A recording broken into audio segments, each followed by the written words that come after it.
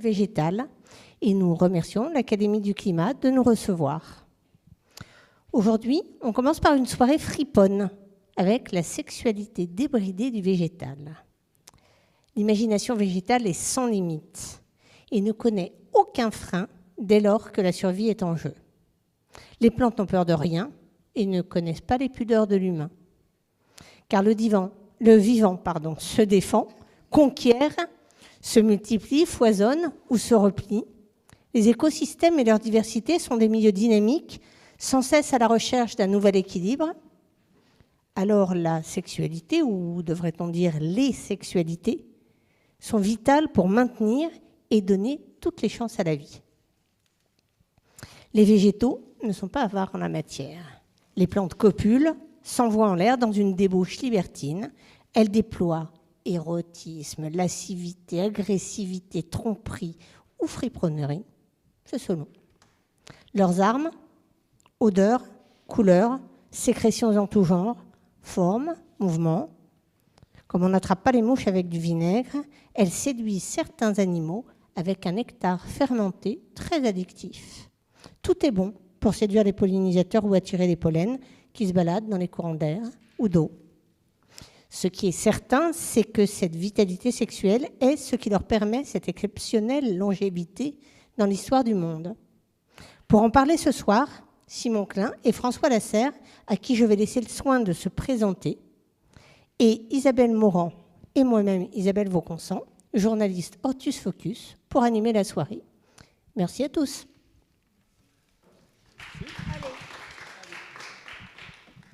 Allez, Simon. Ok, je commence. Donc, bienvenue, entrée. Merci beaucoup pour l'invitation. Donc, moi, je m'appelle Simon Klein. Je suis actuellement médiateur scientifique. Je travaille plutôt sur l'éducation au changement climatique et à la biodiversité. Je travaille beaucoup avec des enseignants, avec des formateurs d'enseignants. Mais avant ça, j'ai travaillé longtemps sur la question des pollinisateurs et de la pollinisation. Donc, j'ai un doctorat en écologie des pollinisateurs abeilles et bourdons. C'était un peu mes sujets d'études. Et cette passion pour la pollinisation, les fleurs et les abeilles, elle ne m'a pas quitté et elle me suit. Enfin, je nourris une passion qui va jusqu'à continuer à travailler ce sujet-là en vulgarisation. J'ai publié ce livre. Oui, très important de montrer le livre parce qu'il est vraiment très bien. Voilà, Vie sexuelle des fleurs. Merci. Et puis qui est pile dans le sujet, j'ai l'impression, dans lequel je trace avec 50 exemples la manière dont les plantes utilisent différents stratagèmes, comme tu l'avais dit en introduction, pour se reproduire. Et Simon, ça ne s'arrête pas là, tu fais aussi un spectacle.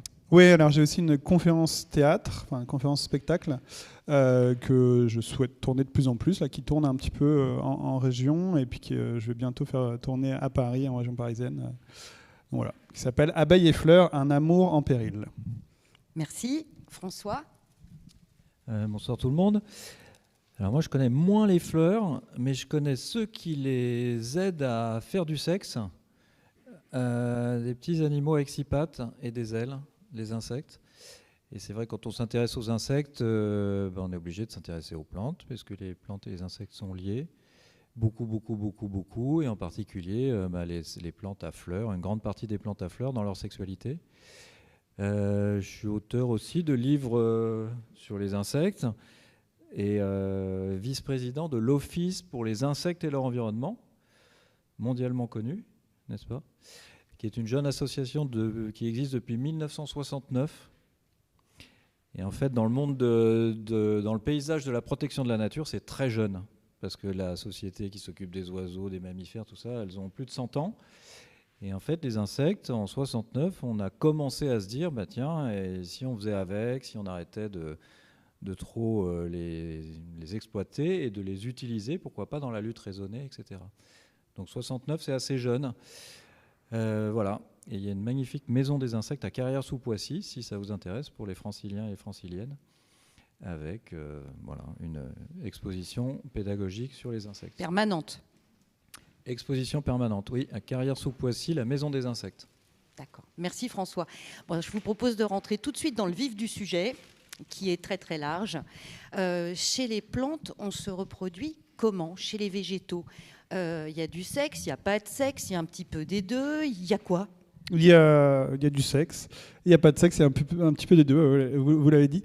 Non, un petit point un peu aussi général, il y a du sexe ou pas, mais aussi il y a d'autres choses derrière. Quand on parle de reproduction, on va parler à la fois de la partie où il y a une rencontre. Donc le sexe, c'est vraiment sexe ou fécondation, c'est la rencontre entre un spermatozoïde et un ovule. On part tout de suite dans les trucs techniques.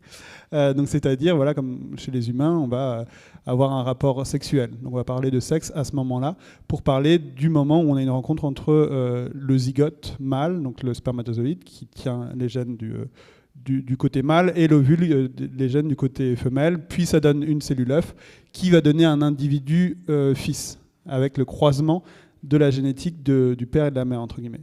Ceci étant dit, donc ça c'est juste pour définir où on place le sexe et à quoi ça correspond. À côté de ça, chez les plantes, il y a quelque chose qui est très intéressant et très important, c'est la graine. Et la graine, c'est finalement le fruit, donc c'est aussi ce qui découle de la cellule œuf. Et donc, cette graine, elle va elle aussi avoir une importance dans la reproduction des fleurs, parce qu'elle va voyager. Elle va permettre aux plantes qui sont immobiles, là on est tous d'accord là-dessus, de pouvoir coloniser le milieu. Ça, c'est un aspect très important en évolution. Comme le pissenlit. Comme le pissenlit qui va effectivement coloniser grâce au vent le milieu. Les graines, elles vont être portées sur les aigrettes et partir. En fait, quand on revient vraiment à la définition de la sexualité des plantes, il ne faut pas oublier tout ce qui se passe après la fécondation, qui est donc le développement de la graine et du fruit, qu'on pourra aborder sur une autre table ronde.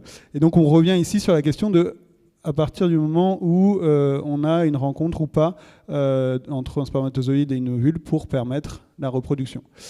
Il y a du sexe ou pas. C'est une bonne partie des plantes peuvent se cloner. Elles peuvent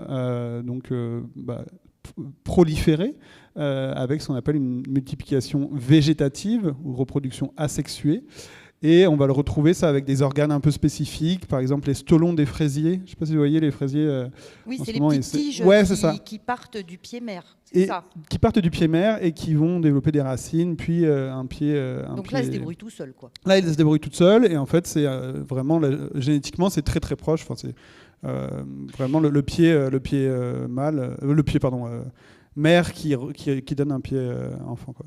Et François, la pollinisation par les insectes dans tous les différents types de reproduction qu'on a abordés là, c'est la majorité de la reproduction ou les graines, l'eau, etc., c'est plus important? Comment ça se répartit un petit peu cette reproduction chez les plantes? Mince, ça c'est une question botanique.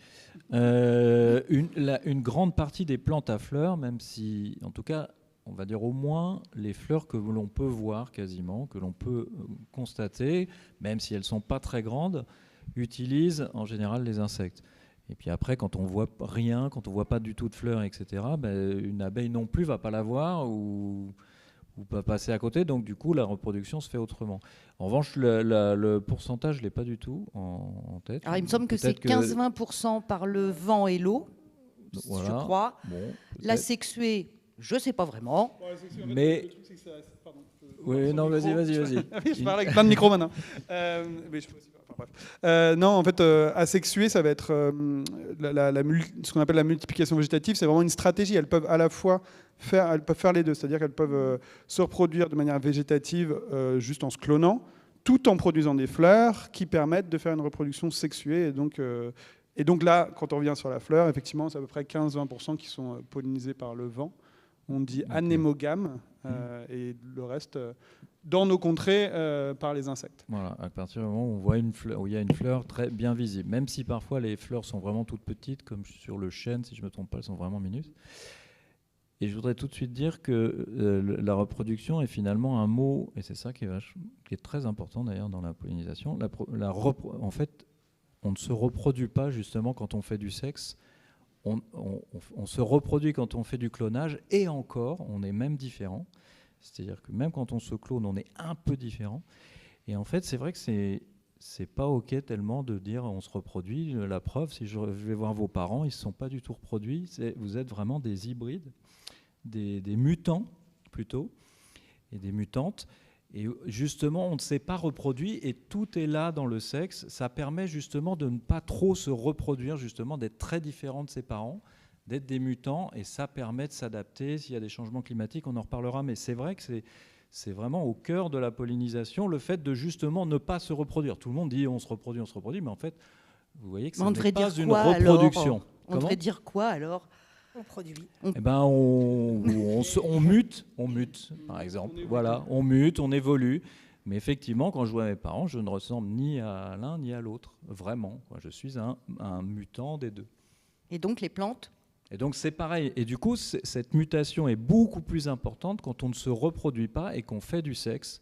C'est-à-dire quand on va prendre un peu de génétique chez le mâle, un peu de génétique chez la femelle, du coup, c'est là où on devient un mutant. Et quand on mute, c'est comme ça qu'on peut s'adapter à... Alors c'est l'évolution, tout est là, c'est comme ça qu'on peut s'adapter un peu mieux. Et c'est ce que les études montrent, c'est que les plantes sont un peu obligées de le faire si elles veulent rester sur Terre. Alors que si elles s'auto-fécondent, s'il n'y a plus d'insectes, par exemple, ben elles vont finir par disparaître parce qu'elles ne seront pas assez mutantes, justement.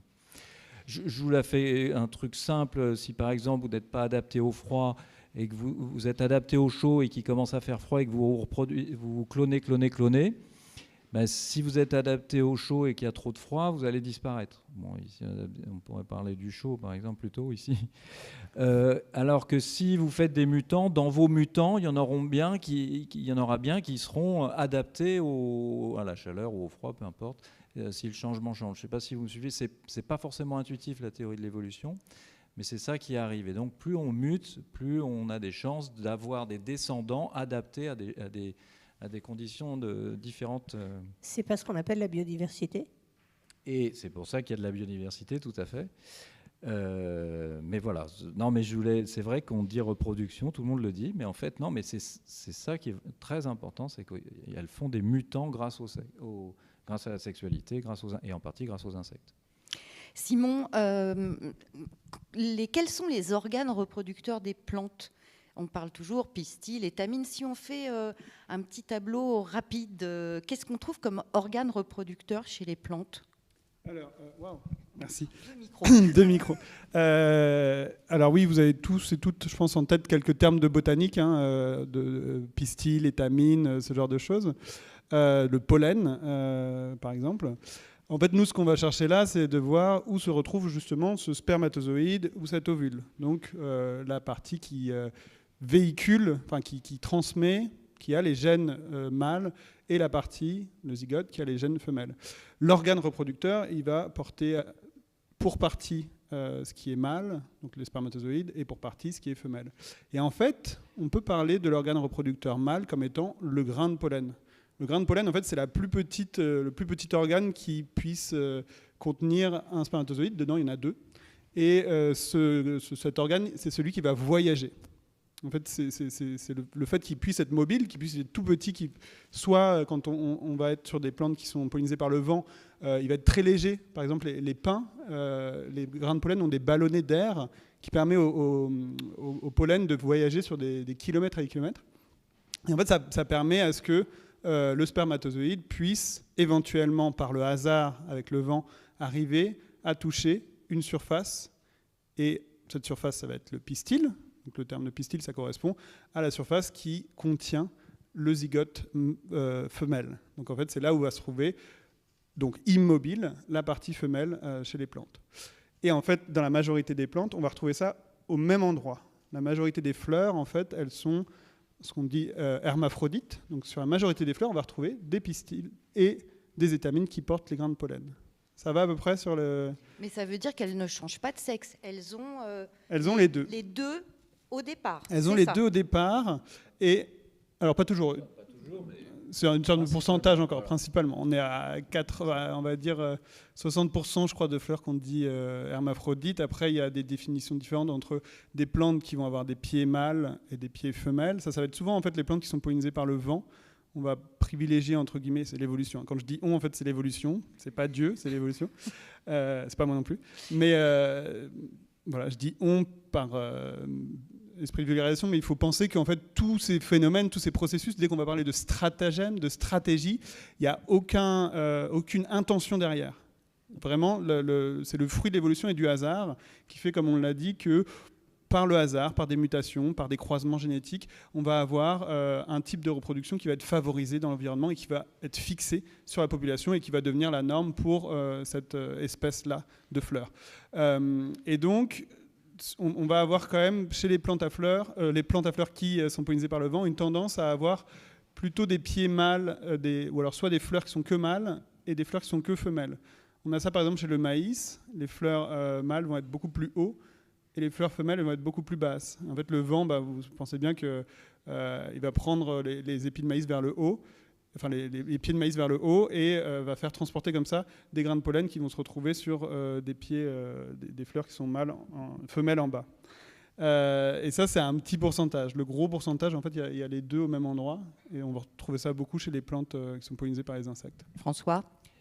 Oui, non, je voulais refaire, parce que c'est pas forcément évident, mais donc les fleurs sont les organes sexuels des plantes, et qui dit organes sexuels dit mâle et femelle, et on peut s'auto-féconder, mais comme on l'a dit, c'est mieux de se croiser, d'aller chercher quelqu'un qui n'est pas de sa famille. Voilà pourquoi nous, on a interdit de se marier avec ses frères et sœurs, etc.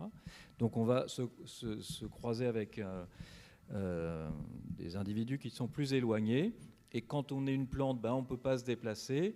Et donc, pour déplacer ces spermatozoïdes, pour emmener ces spermatozoïdes vers les femelles, on utilise différents moyens. Le vent, enfin, on n'utilise rien, mais le vent permet ça, l'eau et en partie les insectes.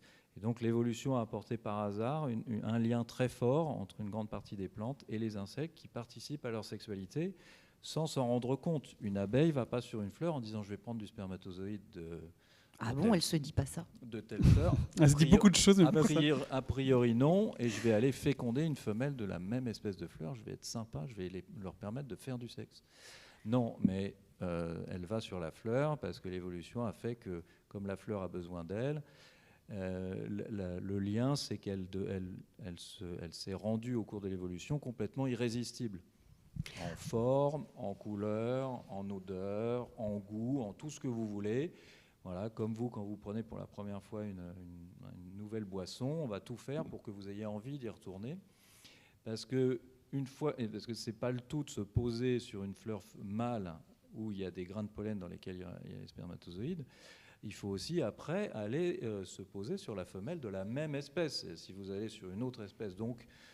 Alors c'est vrai qu'après il y a des fleurs qui s'ouvrent un peu toutes au même moment, donc du coup ça va faciliter le fait qu'elles vont aller toujours sur la même espèce, mais sinon elles se sont rendues, l'évolution les a rendues irrésistibles.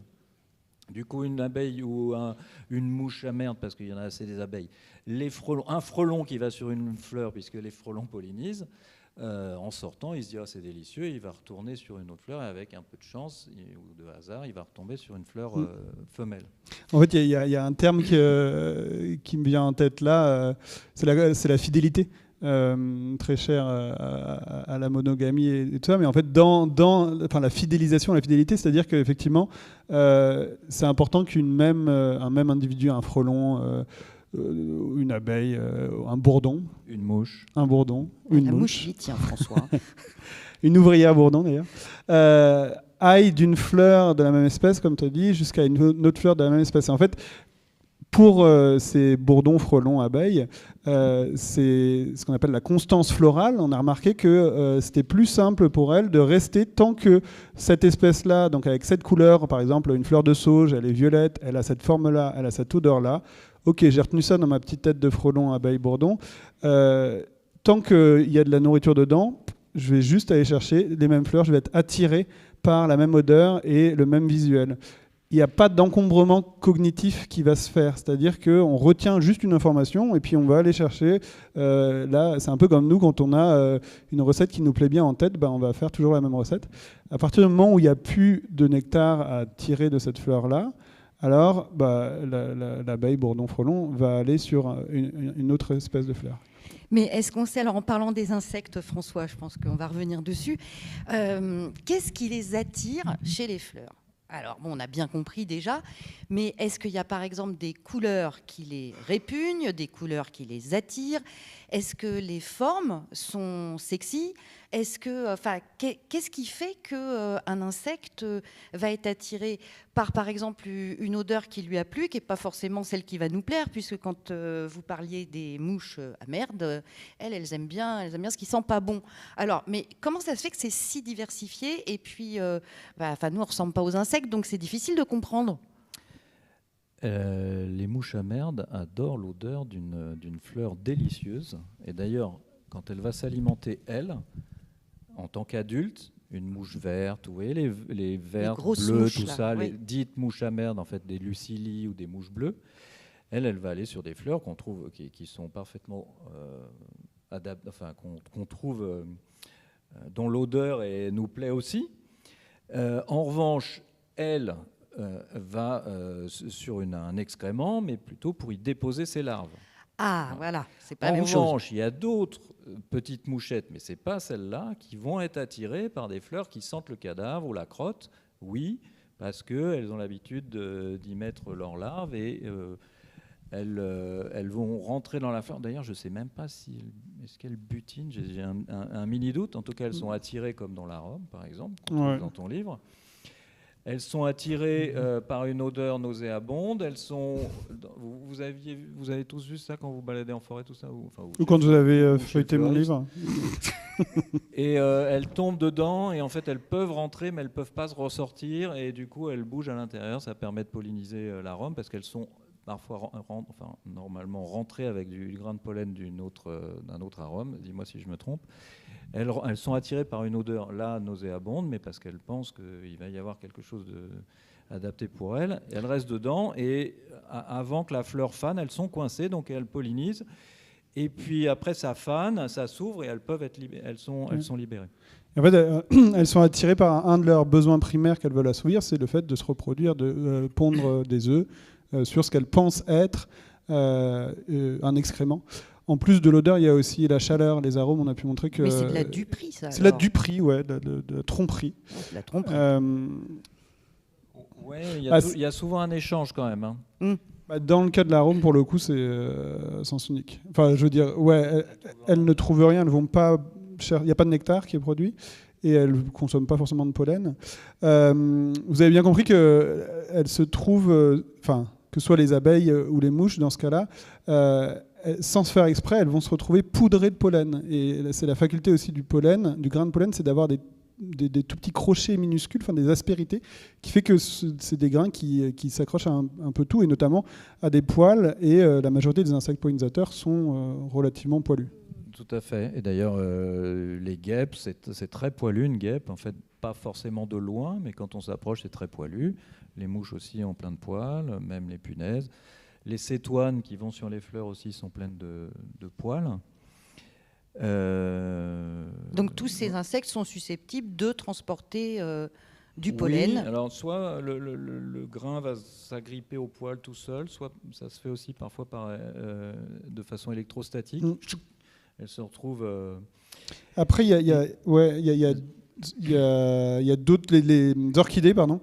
Elles veulent vraiment que ça marche. Et du coup, il y a ce qu'on appelle les pollinies dans ce cas-là. C'est des gros paquets de pollen qui sont, il y en a 2 souvent par orchidée, qui sont en boule avec une petite tige, avec une genre de glu hyper forte qui, au contact de l'insecte, va en fait déposer tout ce paquet de pollen qui va rester collé vraiment sur la tête d'une abeille. Là, j'ai une photo, un endroit où on voit que une abeille qui aura visité plein d'orchidées va se retrouver avec des petits patchs comme ça de pollen. On a pu montrer que la glu est très, très, très forte.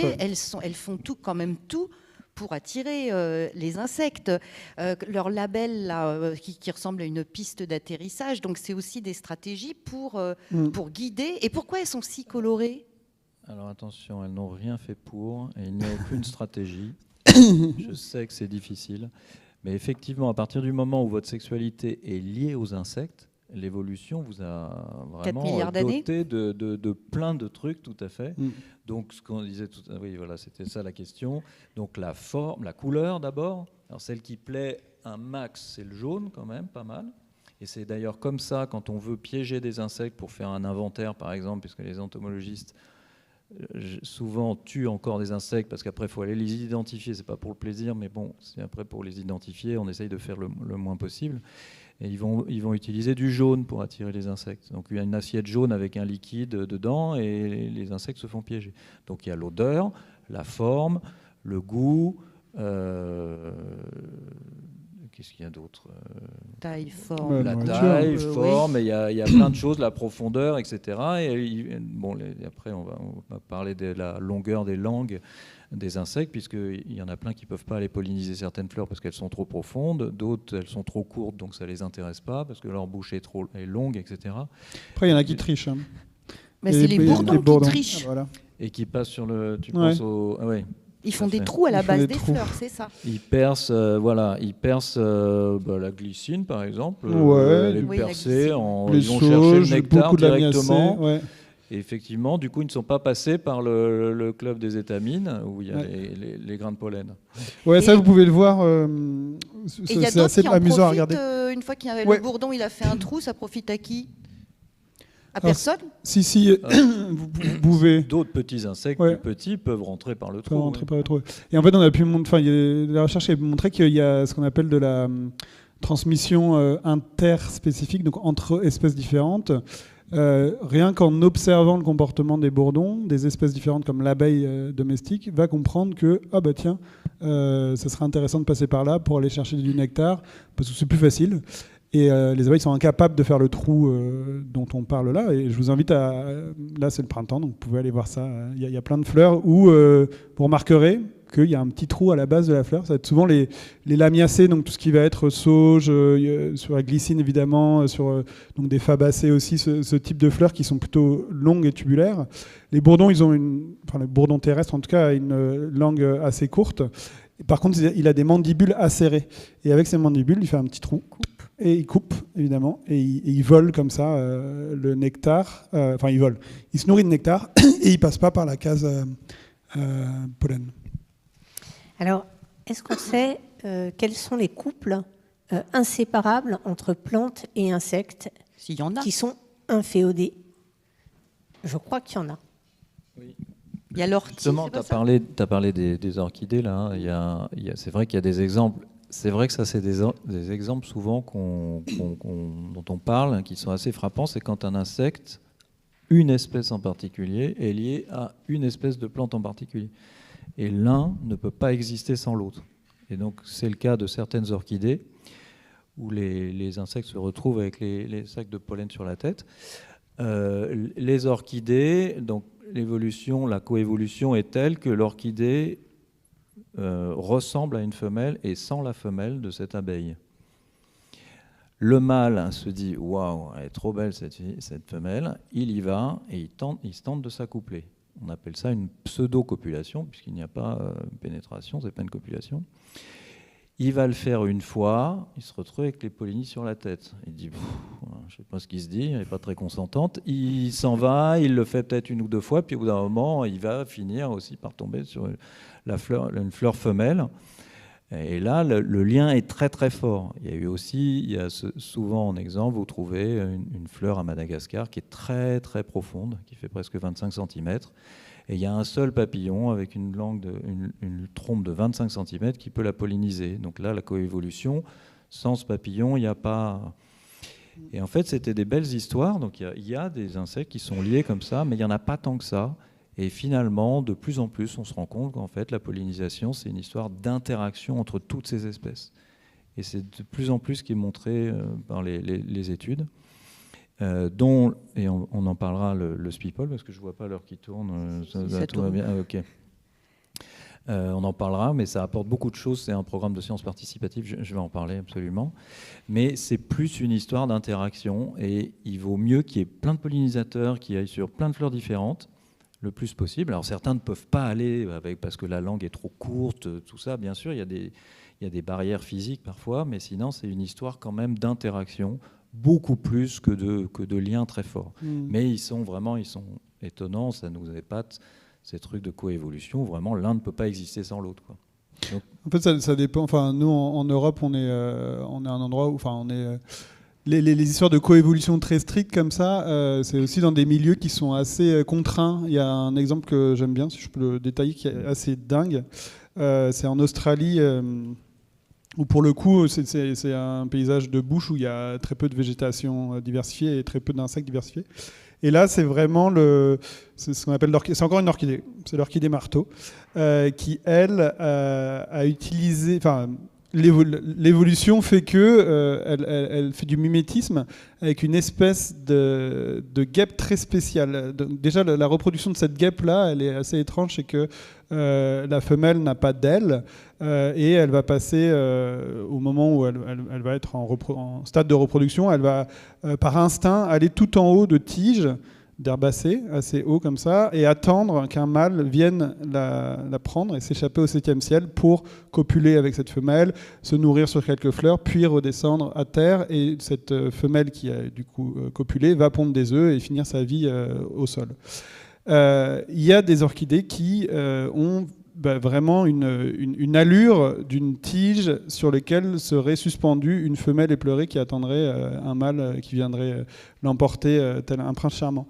Ce mâle arrive pensant emporter une femelle et il se trouve que c'est le labelle qui est donc ce truc marronasse que vous voyez là, qui est transformé et qui a cet aspect de femelle. Il y a aussi des phéromones qui entrent en jeu, les odeurs de femelle qui entrent en jeu. Donc il attire à la fois olfactivement dans un premier temps d'abord et ensuite visuellement. Sauf que il n'arrive pas à se barrer avec et le labelle est accroché par un genre de loquet comme ça. Et qui fait qu'il y a un balancement qui se fait. Lui, il s'excite et essaye de le ramener avec lui. Et c'est pour ça qu'on appelle l'orchidée marteau. Le labelle fait que ce mâle va se taper la tête contre l'endroit où se trouvent justement les pollinies. Le pauvre. Alors, l'importance, Isabelle, on passe à la deuxième partie, qui est malheureusement la raréfaction des insectes. Oui, l'effondrement et de la biodiversité des populations d'insectes. Comment tout ce petit monde s'adapte, alors en particulier dans nos contrées, mais peut-être même ailleurs. Alors justement, je voulais dire ça tout à l'heure, quand on vous disait les abeilles, là, je vous disais le mâle abeille tente de s'accoupler avec l'orchidée. C'est pas une abeille qui fait du miel ou des ruches. Je ne sais pas où vous en êtes en niveau entomologie, c'est la science des insectes.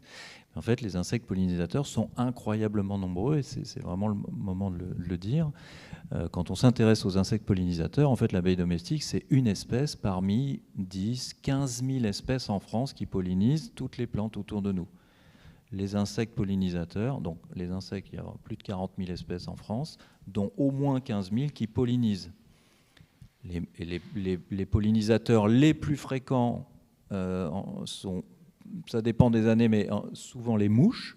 Donc les mouches font partie des pollinisateurs les plus actifs et les plus présents, à la fois en termes d'individus et en termes d'espèces. La moindre mouche que vous voyez passer, qu'elle soit amère ou non, la mouche domestique, etc., quand elle s'alimente, quand il s'agit de s'alimenter, elle va en général sur une fleur. Il suffit de regarder sur une fleur, et c'est pour ça que je vais vous inviter à faire une galerie People tout à l'heure. Du coup, vous serez devant une fleur et vous verrez qui y passe. Donc les mouches, ensuite les hyménoptères, c'est-à-dire les guêpes, les abeilles, et les abeilles principalement. Mais quand on dit les abeilles en France, c'est 1000 espèces d'abeilles. L'abeille domestique à qui on vole du miel, c'est une espèce seulement. Et la plupart des espèces sont solitaires, vivent solitaires, comme un couple de mouches ou de papillons. Parce que solitaire, on pense que c'est une abeille domestique parfois on peut penser, qui s'est échappée en disant « Allez, moi, et puis, la vie en société, ras-le-bol, je vais... » Non, c'est pas ça, c'est que c'est des espèces qui ne vivent pas en société.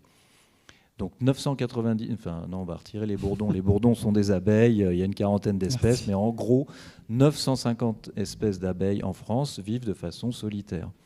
Donc, vous voyez, donc en entomologie, les abeilles ne sont pas des insectes sociaux, ne vivent pas en colonie, disons la plupart des espèces. Les guêpes, vous êtes tous et toutes bien assises, c'est plus de 8000 sortes en France. Si vous êtes normalement constitué, vous en connaissez une, voire deux, mais qui se ressemblent. non, c'est très très rare ça, celle qui vient parfois à table, parce qu'elles ont une partie de leur régime alimentaire qui est nécrophage, et enfin en fait c'est plutôt les larves qui sont nécrophages. Elles cherchent des cadavres d'animaux, et parfois il y a des cadavres d'animaux dans vos assiettes. Et donc celle-là, il y a 2 espèces qui viennent à table qui sont assez gonflées sur 8000. C'est-à-dire que, vous voyez, on ne sait même pas, et quasiment les 8000 butinent. Enfin, une immense partie des guêpes butinent dans leur vie. Donc la guêpe qui est venue dans votre assiette, elle est venue chercher un morceau de cadavre. Ça permet de nourrir les larves au nid. En revanche, quand il s'agit de se nourrir, elle va sur les fleurs. Et comme les mouches, elle participe à la pollinisation d'un nombre de fleurs incalculable qui ne sont pas pollinisées par les abeilles domestiques ou d'autres abeilles, par exemple. Comme les fleurs de carottes. Les fleurs de carottes ou de fenouil sont plutôt pollinisées par des insectes qui ont des langues un peu courtes, comme les guêpes ou les mouches. Les abeilles vont les délaisser, ça ne va pas les intéresser. Ensuite viennent les papillons, ça vous parle, c'est les insectes des grandes ailes. Il y a 5000 sortes de papillons en France. Tous ne butinent pas, et puis mais quand même, une grande partie butinent, dont ceux qui sont nocturnes, puisqu'il y a des fleurs qui sont pollinisées la nuit. Viennent ensuite, de mémoire, les punaises. Pas mal de punaises participent à la pollinisation. Puis après, il y a plein d'autres insectes un peu plus méconnus. Et ça va jusqu'à les moustiques, tout à fait. Oui, alors les moustiques. On pourrait le mettre dans le grand groupe des diptères, des 2 ailes, avec les mouches. Je ne sais pas s'il est inclus dans les diptères. Enfin, il est inclus dans les... Bien sûr que c'est un diptère, mais est-ce qu'on le compte dans le paquet? Oui. Ce n'est pas les meilleurs pollinisateurs du monde, mais peu importe, il n'y a pas de compétition, mais ils participent à la pollinisation. Et puis jusqu'à la fin, et c'est un peu l'anecdote qu'on aime bien, c'est que il y a même des araignées qui pollinisent, parce qu'il y a plein d'araignées qui mangent des pollinisateurs, et donc où trouver des pollinisateurs? Sur les fleurs. Mais je pense que vous les avez déjà parfois vus, j'espère quand même, des araignées crabes un peu blanches, roses, vertes, qui sont sur les fleurs. C'est vrai qu'on ne les voit pas si vous ne penchez pas sur les...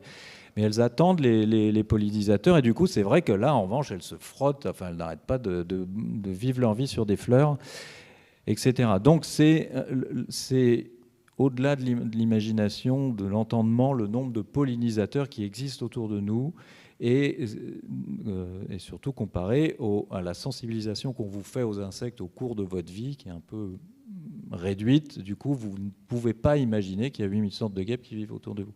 Et donc, c'est une des grandes qualités, avantages des insectes, c'est qu'ils sont très diversifiés en espèces, mais un défaut, c'est qu'ils sont parfois très spécialisés, et il leur faut des conditions environnementales qu'on ne trouve pas de moins en moins dans nos paysages urbanisés. Voilà, c'est trop entretenu. C'est la principale raison de la disparition des insectes à ce jour, c'est comment on occupe l'espace, que ce soit dans un jardin ou un champ. Si c'est trop entretenu, mais on a quand même fait en sorte qu'il n'y ait pas d'insectes, parce qu'il y a quand même quelques espèces qui nous embêtent dans nos champs, qui mangent nos récoltes. Donc on a quand même organisé les paysages pour qu'il n'y ait pas trop d'insectes. Mais en fait, en faisant ça, on a aussi supprimé tous les autres insectes. Et donc s'il n'y a pas cette diversité d'insectes, ni cette diversité de fleurs, etc., on n'a pas de biodiversité. Et François, on peut rappeler très brièvement, la population des insectes, elle est en baisse. Il y a des groupes qui sont plus touchés que d'autres. Et on a perdu combien d'insectes en 20 ans, par exemple ? Est-ce qu'on a des espèces qui sont complètement disparues, ou est-ce que c'est une baisse très progressive des populations ? Alors, presque le pire dans tout ça, ça m'amusait aussi quand j'avais découvert la liste. Il y a des espèces d'insectes, il y a des espèces protégées en France. Je ne sais pas si vous savez. De tête, c'est environ 150 ou 149 par rapport aux 50 000. La plupart, c'est des papillons, comme par hasard. Ensuite, il y a quelques coléoptères, les choses qui brillent, les scarabées, comme par hasard. En fait, c'était juste parce que les entomologistes, il y a plus d'entomologistes qui s'intéressent aux papillons, ils sont un peu comme vous. Il y en a plus qui s'intéressent aux scarabées, tout ça. Donc, ça avait une valeur symbolique, cette liste de 150 espèces, mais bon, ça ne veut pas dire grand-chose, parce que des spécialistes, des petites mouches noires grandes comme ça, il n'y en a pas ou très peu. et personne ne sait vraiment qui disparaît vraiment. Donc on n'en a un peu aucune idée, c'est pas facile. Il y a quelques espèces un peu emblématiques qu'on connaît, ben là on sait que, mais dans l'ensemble, sur les 50 000 espèces, c'est difficile de savoir, du coup, à tel point que quand vous entendez parler de l'effondrement des populations d'insectes, en fait, vous entendez parler de l'ensemble des insectes, c'est-à-dire de la quantité, mais pas la qualité. Ils ont piégé des insectes pendant des années à certains endroits, et ensuite ils ont juste pesé ce qu'il y avait dans le piège. Mais ils n'ont pas fait dans le détail. Ils n'ont pas fait dans le détail, et c'est ça que vous entendez. Donc à certains endroits, c'est moins 30, moins 20%, à certains endroits, c'est moins 50%, ça va jusqu'à moins 70% parfois. Et c'est ça qui nous inquiète. Mais alors, on ne sait pas qualitativement, on ne sait pas trop, quoi. C'est surtout la quantité. C'est ce qu'on appelle l'abondance. Et il y a peut-être, vous avez entendu parler d'une étude qui a regardé ça au niveau des... Alors peut-être, je pense que vous êtes un peu comme moi, quand vous étiez petit et qu'on faisait des grands trajets en voiture, on devait s'arrêter pour nettoyer le pare-brise. Vous vous rappelez de ça ? Oui, bien sûr. Voilà. Oui. J'imagine que maintenant, vous ne le faites plus. Ou alors, si vous le faites, dites-moi, parce que ça fait très longtemps qu'en Blablacar ou quoi, on ne fait plus ça. On n'a plus besoin de le faire, finalement. C'est plutôt cool, non ? Donc les Tesla blanches immaculées, elles ne vont jamais connaître le besoin d'être nettoyées à cause des moucherons écrasés. Et en fait, c'est un effet qui a été... je ne sais plus trop vraiment si c'est des utilisateurs qui se sont rendus compte de ça. Il y a eu un effet un peu aussi d'opinion publique sur « Ah oui, en fait, on n'a plus besoin de faire ça ». Ça voudrait peut-être dire qu'en fait, il y a moins d'insectes qu'avant. Enfin, ça ne veut pas dire ils ont compris, il faut s'éloigner des voitures. C'est peut-être qu'il y a un déficit d'insectes volants par rapport à quand on était plus jeune. Il y a une étude danoise qui a regardé ça, qui appelle du coup le Foruddo-effekten, c'est l'effet pare-brise. Et ils ont analysé en fait la quantité, donc c'est vraiment de l'abondance. Ils n'ont pas fait dans les détails, c'est pas du qualitatif en termes de différentes espèces, mais par contre ils ont pu quantifier sur un même tronçon d'autoroute avec les mêmes conditions météo, il me semble que c'était 20 ans d'intervalle, l'abondance qui avait diminué de 70% sur ce tronçon-là d'autoroute. Et alors, il y a eu la même étude en France, et c'est moins 30% de mémoire, et c'est sur une route de Fontainebleau, qu'un chercheur de l'INRA avait fait avec une Talbot, une voiture. Et ils ont repris la même voiture. Il avait mis des autocollants à l'avant pour choper tous les insectes en avançant. Ouais. Et il avait fait ce truc-là en 79. Il avait quantifié le nombre d'insectes qui se faisaient tuer par les voitures. Et une équipe de recherche l'a refaite il y a quelques années. C'était à peu près moins 30 ou 35%. Ouais, donc c'est des conditions différentes, mais en tout cas... Mais quoi qu'il arrive, depuis 1979, même si c'était 5 ou 10%, c'est beaucoup. 30%, c'est énorme. Je ne sais pas si vous vous rendez compte. Donc c'est ça qui nous rend... On ne sait plus trop. Alors après, on se dit, mais comment c'est possible autant ? Parce que est-ce que ça a changé autant ? Alors du coup, là, il y a des études qui montrent que le climat gêne beaucoup les insectes, apparemment aussi. Donc il y a des trucs qui s'ajoutent petit à petit. Mais en tout cas, pensez pas qu'on sait tout du tout, parce qu'il y a quand même très peu d'entomologistes. Donc d'ailleurs, si vous aviez des reconversions à faire ou des velléités à changer de job, tout ça, bienvenue en entomologie, parce qu'on n'est pas très nombreux. Depuis tout petit, on ne nous dit pas soit insectologue, soit insectologue. Non. Donc il y a très peu de gens, et donc les études, c'est vraiment à l'arrache, quoi. Enfin, il n'y en a pas tant que ça. Mais ceci dit, en fait, pour revenir aussi sur les causes, et je pense qu'il y a un mot qu'il faut qu'on dise, c'est que, enfin, tu l'as dit, hein, c'est qu'il y a on fait place rase des insectes qu'on ne veut pas dans nos cultures, et donc on utilise des pesticides, des insecticides, des herbicides. On utilise encore en agriculture conventionnelle, et là, il y a quand même beaucoup d'études qui montrent l'impact néfaste de ces pesticides alors beaucoup sur l'abeille pour le coup, sur bourdon. Après, moi, c'était en partie mon sujet de thèse de regarder l'impact des pesticides sur le comportement des abeilles. Alors je parle de comportement parce qu'en fait les doses qui sont utilisées légalement, c'est des doses qui sont dites sublétales, donc en dessous de l'effet mortel pour les insectes pollinisateurs ou bienfaiteurs, je ne sais pas comment on dit, et mortel pour ceux qu'on ne veut pas. Et certes, c'est sublétal, ça ne va pas les tuer, mais par contre, on a pu montrer avec, pour le coup, énormément d'études que ça a des impacts sur leur comportement, ça altère leur mémoire, ça altère leur cognition, en fait, ça les perd complètement. Il y a une grosse étude d'Avignon qui a fait pas mal parler d'elle et qui a permis d'amener jusqu'à un moratoire sur les néonicotinoïdes à un moment. entre autres. Et en fait, ils ont utilisé des technologies pour voir est-ce que les abeilles qui avaient subi un shot de pesticides étaient capables de revenir jusqu'à la ruche si on les lâchait un peu plus loin. Et là, il y avait un défaut de retour à la ruche. Donc, elles n'étaient pas mortes, mais en fait, elles étaient perdues, quoi. Et si elles sont perdues une nuit ou deux, en fait, au bout d'un moment, elles meurent. Elle meurt. Oui, puis il y a quand même une chose qu'on n'arrive pas à quantifier, c'est les effets cocktails. Hein. Parce Oui. que les insectes, ils prennent les pesticides pour un truc, ils prennent des insecticides pour un autre, ils en reprennent ailleurs, ils en mangent dans les plantes. Enfin, ils en ont vraiment... on ne teste jamais qu'un produit à la fois.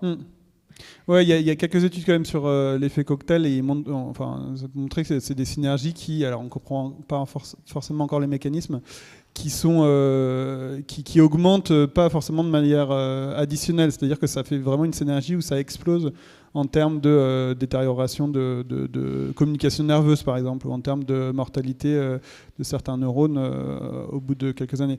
Ça, c'est des études de laboratoire. Nous, on faisait beaucoup d'études de laboratoire. Après, les études de terrain, et la difficulté, c'est de faire de la corrélation entre ce qu'on peut voir sur du comportement animal, ce qu'on peut voir sur de la mortalité de population, et justement ce qu'on peut voir au niveau écologique. Et en fait, ça devient quelque chose de multifactoriel. L'intérêt de pouvoir faire des tests de laboratoire, c'est qu'on peut isoler les facteurs et regarder vraiment au niveau moléculaire, au niveau neuronal, est-ce que ce facteur-là peut avoir un impact. Mais on va avoir des doses qui ne miment pas forcément la réalité. On va utiliser des doses en laboratoire qui sont potentiellement plus fortes, ou en tout cas qui ont une fréquence plus ou moins forte. Et toute la difficulté, c'est de se rapprocher le plus de ce qui se passe dans notre monde réel, parce que derrière ça, ça permet aussi d'avoir du poids pour permettre des régulations et des lois qui ont du sens pour la biodiversité.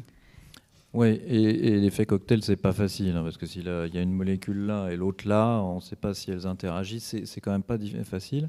Et c'est multifactoriel, merci de l'avoir dit, effectivement, c'est plein de facteurs, c'est pas facile de les mesurer. Il y a aussi, par exemple, le fait que, en tout cas, ça a été montré chez les abeilles domestiques, parce que c'est celles qui sont faciles à étudier, c'est celles qu'on a, etc. C'est difficile d'étudier les autres.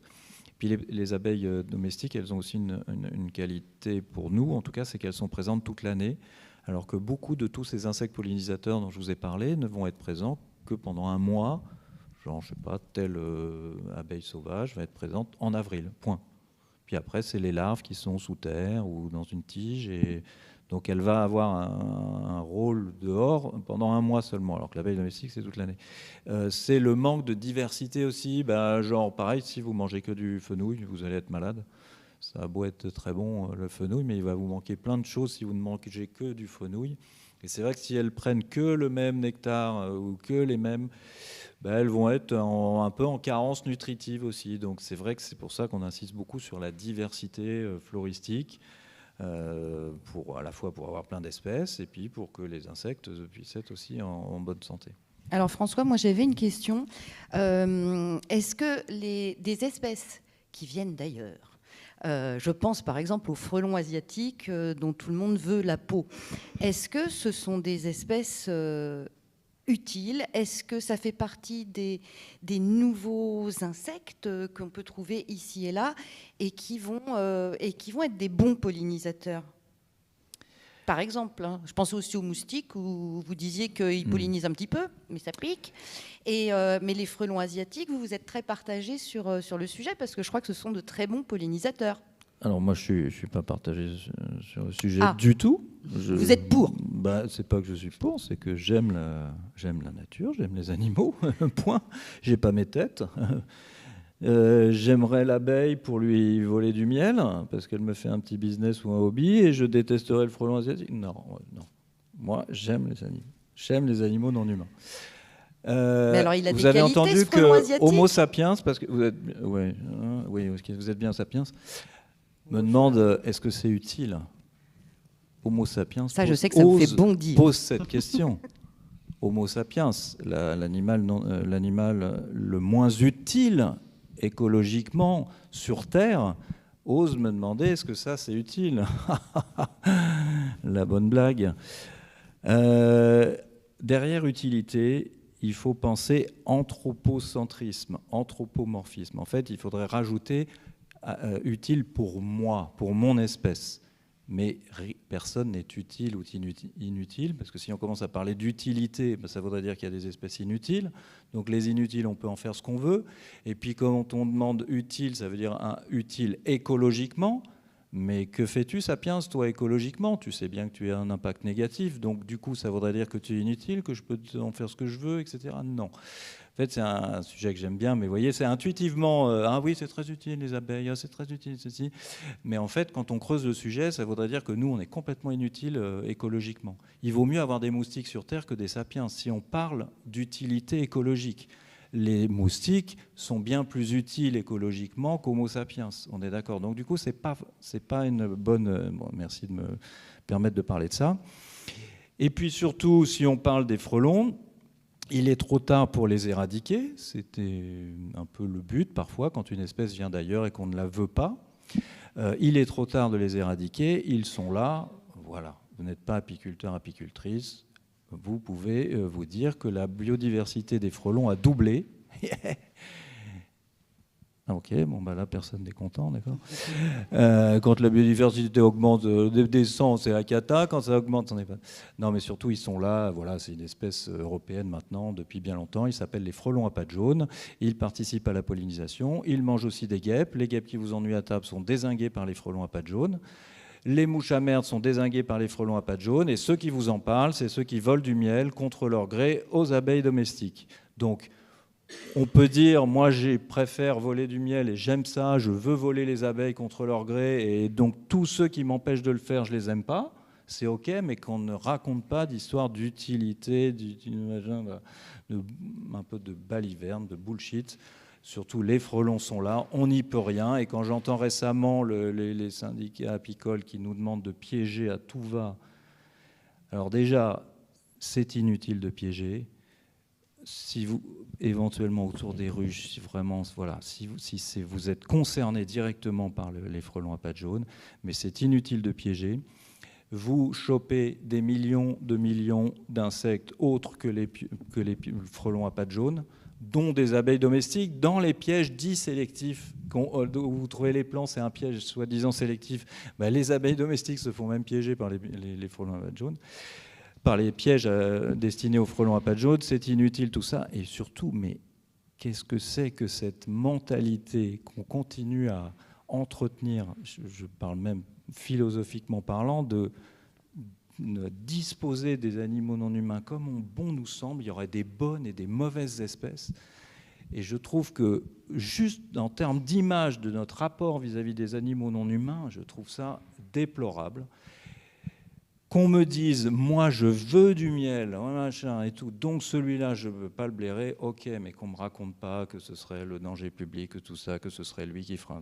Parce qu'en fait, l'apiculture, elle a plein de problèmes, et c'est vrai que c'est rajouter un problème, mais qui avait le parfait profil du serial killer, made in China. Il a passé la frontière sans papier, et il s'est attaqué au seul insecte qui avait un syndicat, l'abeille domestique. Il serait attaqué aux mouches à merde ou aux moustiques tigres, on les élèverait, les frelons à pattes jaunes. Donc c'est parfait pour le monde apicole de se jeter là-dessus, de dire aidez-nous, regardez, il y a des affreux, le péril jaune. Alors qu'en fait, le principal problème de l'apiculture... Doucement, François. Oh, voilà. Non, mais c'est surtout une relation aux autres animaux que je trouve exécrable. Derrière des balivernes, parce qu'on a envie de continuer à avoir un hobby ou une activité économique. Mais le principal problème de l'abeille domestique, c'est Homo sapiens. Voilà, c'est ça le principal problème, qui les a hybridés depuis des siècles, tout ça, en faire des petits... plein de choses qui... Elles ont du varroa, elles ont des parasites, elles ont des acariens parasites, elles ont des maladies, elles ont plein d'autres, etc. Mais les pivers attaquent les ruches l'hiver, des mulots, des trucs, personne ne vous en parle. Le sphinx tête de mort, le magnifique sphinx qui a une tête de mort là, sur le thorax derrière, il rentre dans les ruches, il leur vole du miel, etc. Non, le frelon à pattes jaunes a bon dos. Si vous faites de l'apiculture et que vos abeilles sont faiblardes, tout ça, et que vous avez des frelons à pattes jaunes autour de vous qui se sont installés et qui viennent par dizaines, c'est horripilant, ok. Voilà, mais c'est le problème de cette personne, etc. Ça, je le compare souvent aux loups et aux brebis, c'est-à-dire que du coup, votre métier a changé maintenant, et c'est vrai qu'on n'aime pas trop le changement, c'est embêtant. Avant, on était un peu pépouze, les brebis se baladaient tranquilles dans la montagne, et le loup est arrivé, ah mince, il faut les protéger, tout. Bon, oui, ça change. Il y a surtout un truc qu'on ne dit jamais, et je reviens là-dessus, c'est que le miel, c'est pas anodin. On vole du miel à un insecte qui ne le fait pas pour nous. Les brebis, c'est pas anodin. On les élève pour faire du gigot d'agneau. Qui remet en cause ça? On est là, oui, mais non. C'est un rapport aux autres animaux qui est ultra violent derrière l'apiculture et derrière l'élevage de brebis. Parce que les brebis, elles servent à faire des lasagnes au bout de 6 ans, ou des chaussures, ou tout ce que vous voulez. Et on va les tuer et on les fait devenir enceintes pour qu'elles fabriquent du miel, Non, pas du du lait. miel. Non, parce que là, alors là, il serait passé énormément de choses, en fait, là. Du lait, pardon, oui. Du lait. Et donc, on leur fait faire des agneaux, et c'est pour ça que vous avez des gigots d'agneaux, parce que, voilà. Donc, on entend les éleveurs et les éleveuses dire « Ah, c'est affreux, le loup, regardez, mes pauvres brebis. » Mais enfin, ils les élèvent pour les tuer et pour leur voler leurs enfants et en faire des gigots d'agneaux. Les apiculteurs volent le miel. Il n'y a aucune abeille qui se lève le matin pour fabriquer du... Voilà. Et en plus, ce sont des pollinisateurs, pour revenir au sujet. Voilà, c'est ça. Revenons au sujet. Donc, ce sont de bons pollinisateurs. Oui, plutôt. Correct. En tout cas, certaines fleurs, tout à fait. On sait Et surtout, en fait, ils sont là, point. Voilà, on n'y peut rien, ils sont là. D'accord. Oui, parce que alors, moi j'ai lu une étude, enfin le résumé d'une étude où il était dit que comme il y avait de moins en moins d'insectes, les fleurs qui avaient déjà des fleurs qui avaient cette possibilité de s'auto-féconder voyaient cette capacité renforcée. Ça concerne quel type de fleurs? Est-ce que c'est une espèce particulière? On en trouve partout. Et comment c'est possible? Alors, c'est tout à fait possible. Déjà, ça pose la question aussi de...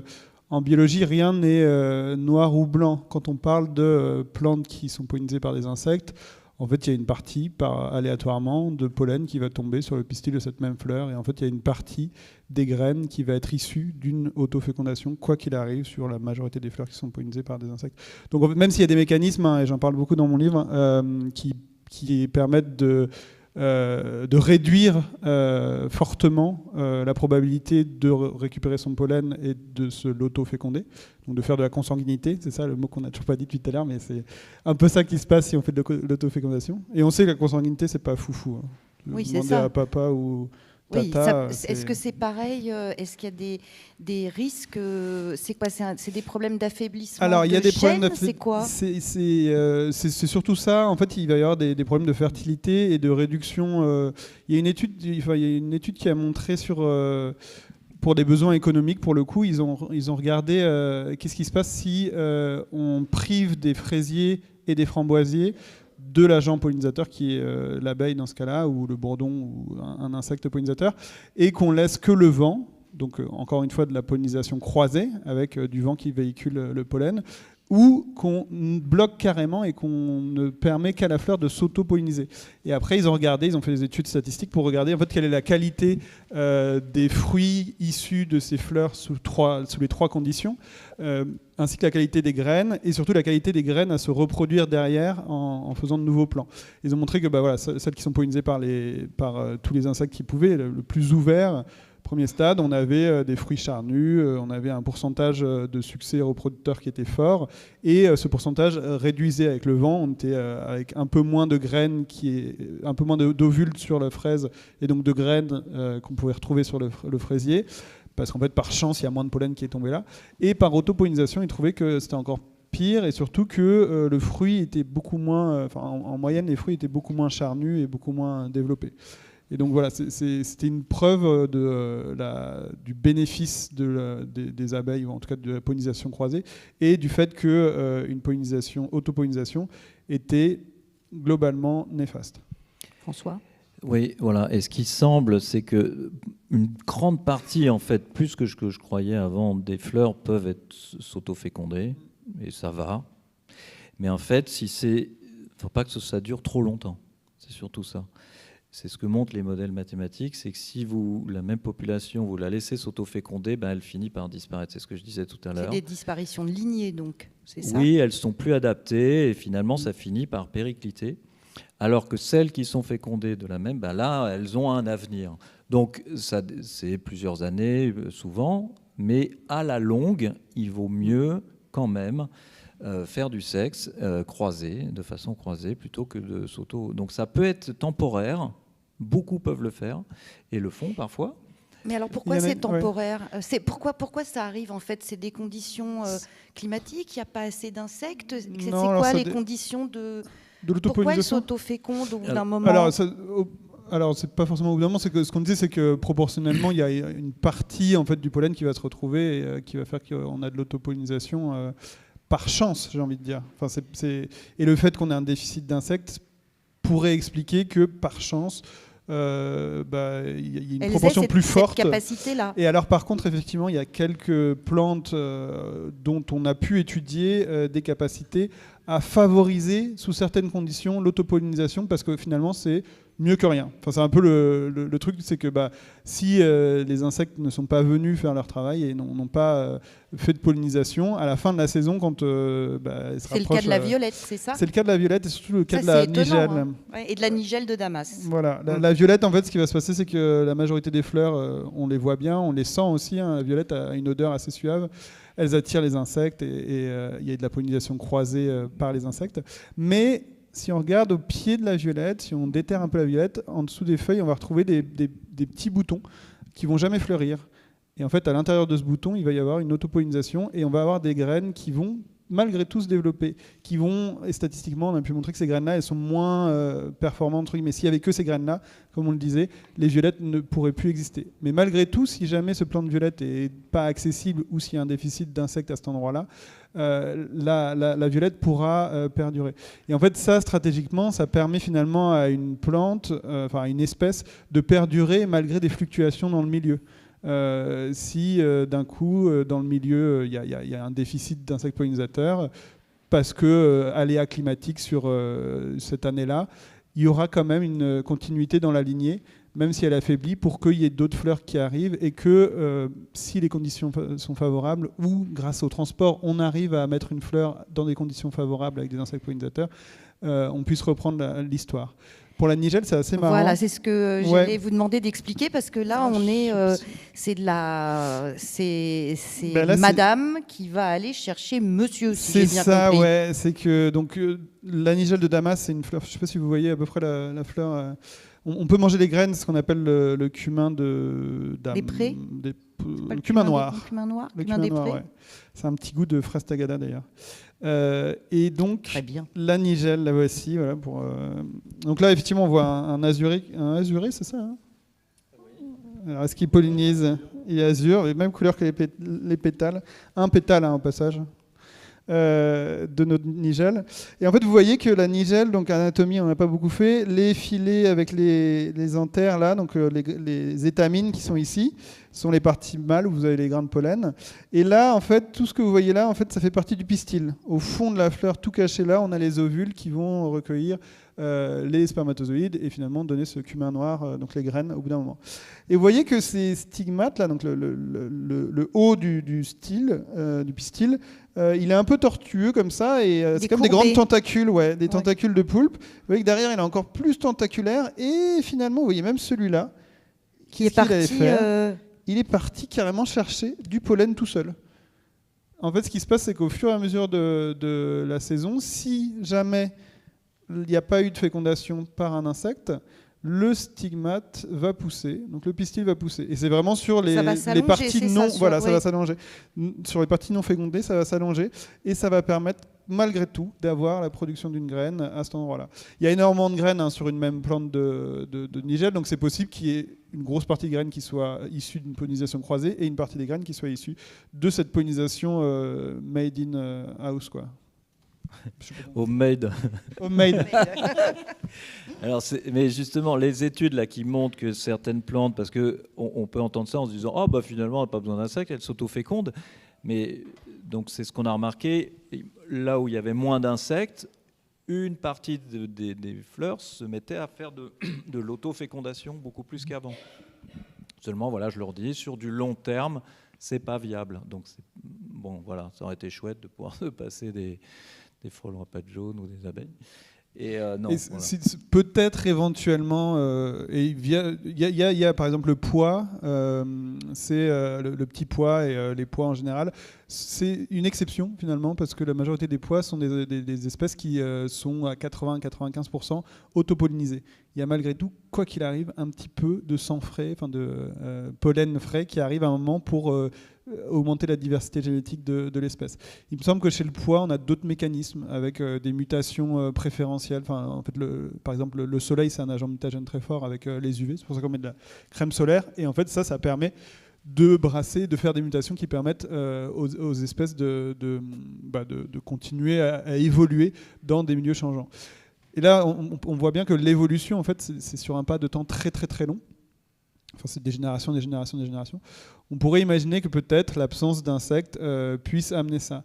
On peut le conscientiser, on peut l'imaginer sur un temps long. Sauf que l'humain arrive, Sapiens arrive, et qu'on est un accélérateur très fort de ces enjeux de mise en contact, de détérioration de l'environnement. On utilise souvent le terme d'anthropocène. En fait, on est entré dans une ère où en fait, l'humain, avec un grand H, est une force perturbatrice très forte. Et vis-à-vis de l'évolution et de ces histoires de coévolution, où les temps de génération entre insectes, les temps de génération entre fleurs, sont plus longs malheureusement que notre action d'humain dans nos sociétés thermo-industrielles où en fait on va trop vite pour le vivant. C'est pour moi un des enjeux là. Et du coup, voilà, trop vite pour le vivant. Une des réponses à ça aussi, c'est de ralentir nos vies. Enfin, alors justement, je pense que c'est l'objet de notre dernière partie. Qu'est-ce qu'on peut faire ? Qu'est-ce qu'on peut faire quand on a un jardin, quand on a une terrasse, quand on a envie de faire quelque chose? Qu'est-ce qu'on peut faire pour aider les plantes et les insectes à vivre un peu sans nous? À avoir une vie sexuelle épanouie. Vous avez donné la réponse. On peut le dire comme ça. Quels sont nos moyens? Je peux commencer par le Spipol. Ça y est, je vais le placer. Qui ne connaît pas le Spipol? Yes. J'aurais servi quelque chose, ça c'est cool, pour l'OPI, l'Office pour les insectes et l'environnement. Le SPIPOL, c'est le suivi photographique des insectes pollinisateurs. C'est un programme de sciences participatives, c'est quand on demande aux citoyens et aux citoyennes d'aider les scientifiques parce qu'ils ne sont pas assez nombreux pour avoir des infos. Et là, on n'avait pas beaucoup d'infos sur les pollinisateurs, il y a très peu d'entomologistes, je vous l'ai dit et redit. Et donc, on a imaginé un programme où, avec un protocole particulier, parce que, évidemment, ils savent que vous n'y connaissez rien en insectes pollinisateurs. On est OK, voilà. Donc, le protocole est simple. C'est toujours simple, un programme, parce qu'il y a plein de programmes de sciences participatives où on vous demande de compter les oiseaux, les papillons dans les jardins, ou les escargots, les oiseaux, etc. Et là, il y en a un qui est spécifique aux insectes pollinisateurs et il marche à fond. Parce qu'il plaît beaucoup, il est basé sur la photo. En fait, il faut faire des photos pendant 20 minutes de tous les insectes qui se posent sur un même massif de fleurs, de la même espèce. C'est le protocole. De toute manière, quand vous lancez l'appli, il y a les 20 minutes, il y a un décompte et il vous arrête.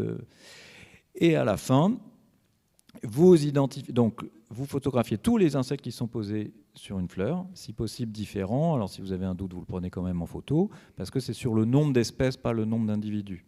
Donc s'il y en a deux, vous voyez que c'est le même individu qui a fait ça, qui revient, pas la peine de le prendre en photo. Et puis à la fin, vous avez une aide à l'identification. Et donc on vous fait dégrossir, et là vous allez devenir hyper forte en insectes pollinisateurs, parce que vous dites, ah bon, ça c'est une mouche, ah bon, ça c'est une punaise, ah bon, ça c'est une abeille, ah bon, ça c'est une guêpe, c'est dingue, ben, bref, ça ressemble à un oui. Et vous dégrossissez, et ensuite vous envoyez votre galerie. La galerie, c'est toutes les photos que vous avez prises. Et là, vous faites un bien fou pour l'humanité, pour le muséum et l'Office pour les insectes et leur environnement qui anime ce programme. Mais quand je vous dis que c'est un programme qui marche, il y a des études scientifiques qui sortent à partir de ce programme. Donc, et on apprend un nombre de choses incroyables à propos des insectes pollinisateurs grâce à vous, demain ou à celles et ceux qui le font jusque-là. Si je peux me permettre pour abonder dans ton sens, c'est un super programme. Ça s'appelle SPIPO2L. Voilà. C'est ça. Vous tapez sur tout bon Speedpol. téléphone. Vous pouvez le faire soit via votre smartphone, et si vous n'avez pas de smartphone, et c'est très bien. Vous pouvez aussi le faire avec un appareil photo numérique et envoyer ensuite les photos sur le site internet. Pour moi, il y a toute cette dimension qui est hyper importante et hyper intéressante et très très efficace pour Speedpol, et c'est très bien. Il y a une autre, moi j'aime beaucoup, je travaille beaucoup en milieu scolaire. Et j'encourage énormément les éducateurs, enfin n'importe qui, à en fait utiliser ça un petit peu comme un piège pour forcer des gens à rester pendant 20 minutes en contemplation devant quelque chose de naturel. C'est un besoin qu'on est en train de bousiller. On a besoin d'être proche de la nature. On est en train d'augmenter notre cécité botanique, le fait qu'on ne puisse plus apprécier, reconnaître la présence de fleurs. Alors pour moi, c'est beaucoup les fleurs, mais aussi d'animaux en général, qu'on parle d'utilité d'animaux, quoi. Et un remède à ça, en fait, c'est d'être présent en contact avec cette nature autant qu'on peut. Donc, voilà, ma réponse, en tout cas, pour commencer, c'est qu'est-ce qu'on peut faire pour aider ? C'est faire le moins possible, mais d'être le plus possible avec la nature et pour la nature. Et Speedpol, pour moi, c'est hyper utile pour ça. Et mon avantage principal de Speedpol, c'est que finalement, on force les gens. Certes, il y a un téléphone dans la main, certes, il y a un truchement quand même, mais malgré tout, ils sont là, ils regardent, ils apprécient, ils se posent plein de questions sur merde, pourquoi cet insecte il est là, qu'est-ce qu'il fait on a besoin, et c'est triste d'un certain côté, mais ces outils-là permettent ça aussi, de redonner à notre espèce sapiens ce goût pour la curiosité naturaliste. Alors en fait, c'est pour ça, tu fais bien de le dire, c'est pour ça que je vous parle de Speedpol, parce que effectivement, là, vous aidez la science, tout ça, mais en fait, vous vous impliquez aussi intellectuellement. Et ça, c'est ce qu'on ne fait pas suffisamment, et physiquement, puisque vous êtes en contact. Et rien que le fait de faire une galerie Speedpol, d'en parler le soir autour de vous, de l'avoir vécu, de vous rendre compte de la diversité, c'est déjà beaucoup en fait, parce qu'on ne peut pas sauver les insectes chacun individuellement comme ça du jour au lendemain, c'est pas possible. Donc je voudrais pas, c'est toujours difficile de se dire on va sauver les insectes.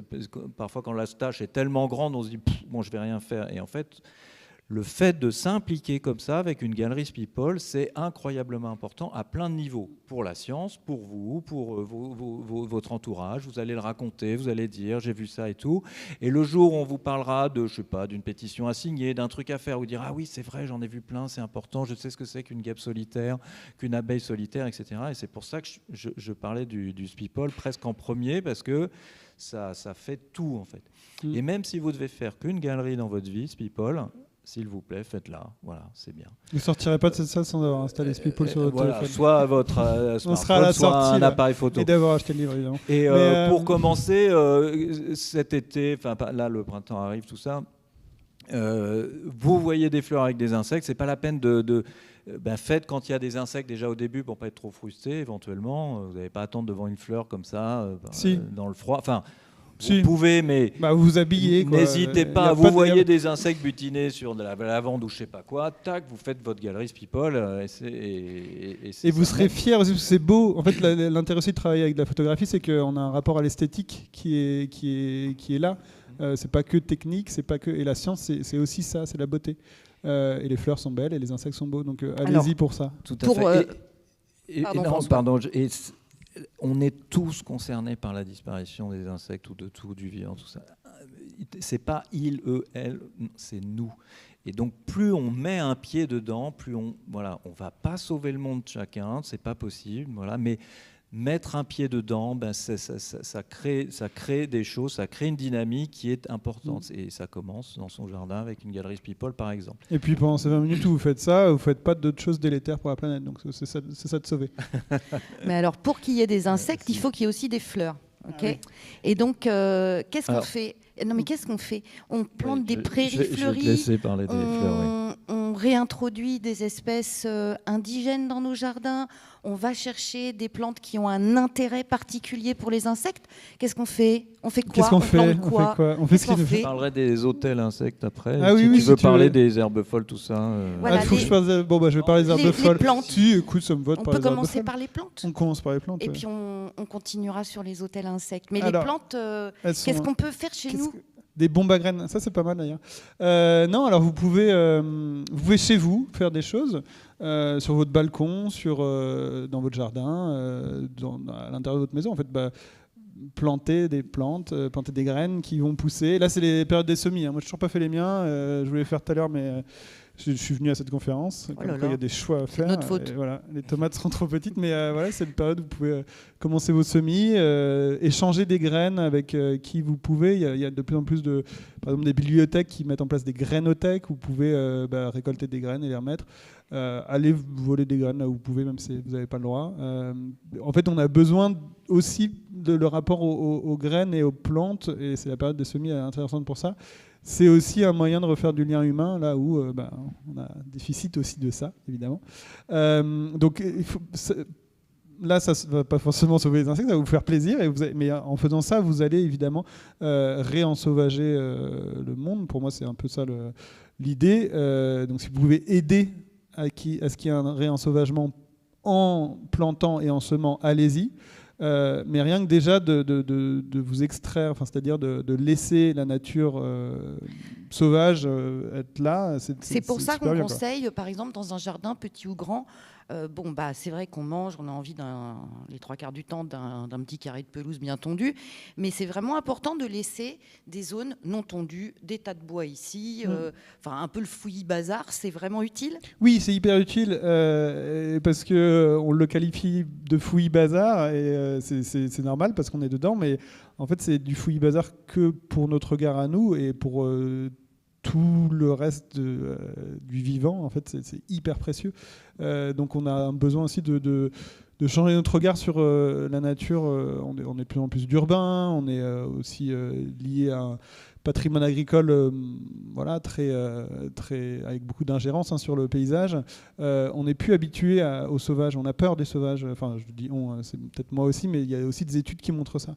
Que le regard, les personnes, nos générations préfèrent un jardin bien manucuré. Manucuré, voilà.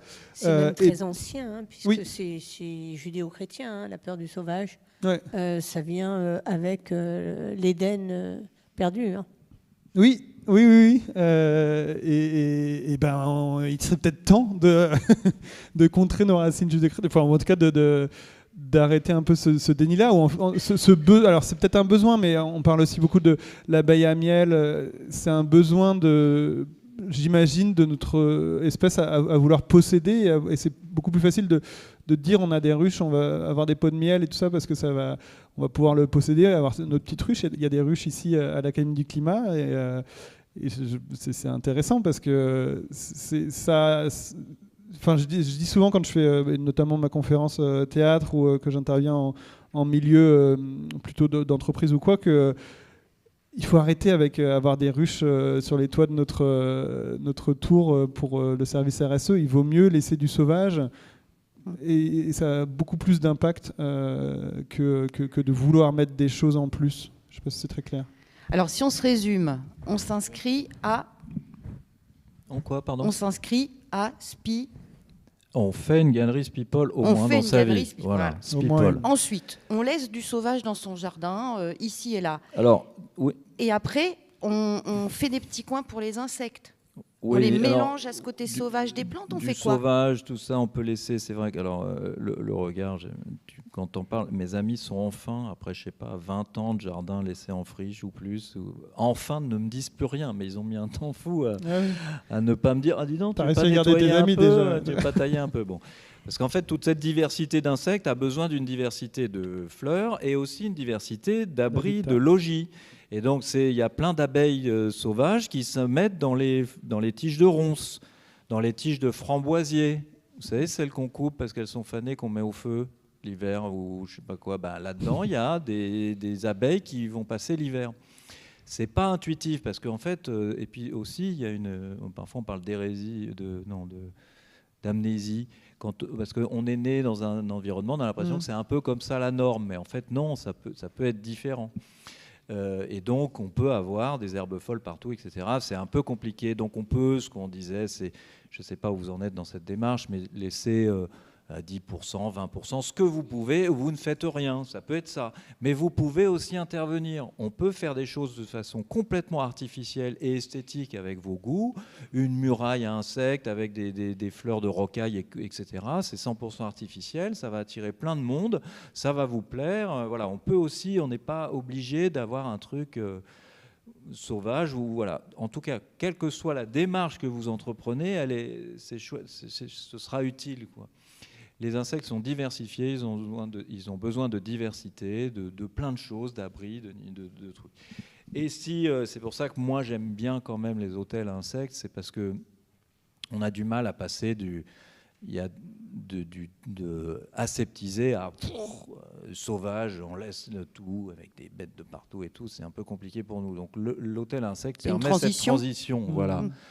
Il permet cette transition, ça fait partie de ces fausses bonnes idées, mais c'est vrai qu'il reproduit des trucs qui n'existent pas, moins dans nos jardins et sur nos balcons, c'est-à-dire des végétaux morts, des tiges, des anfractuosités, où peuvent se mettre plein d'abeilles ou de guêpes solitaires, par exemple, ou plein d'autres animaux.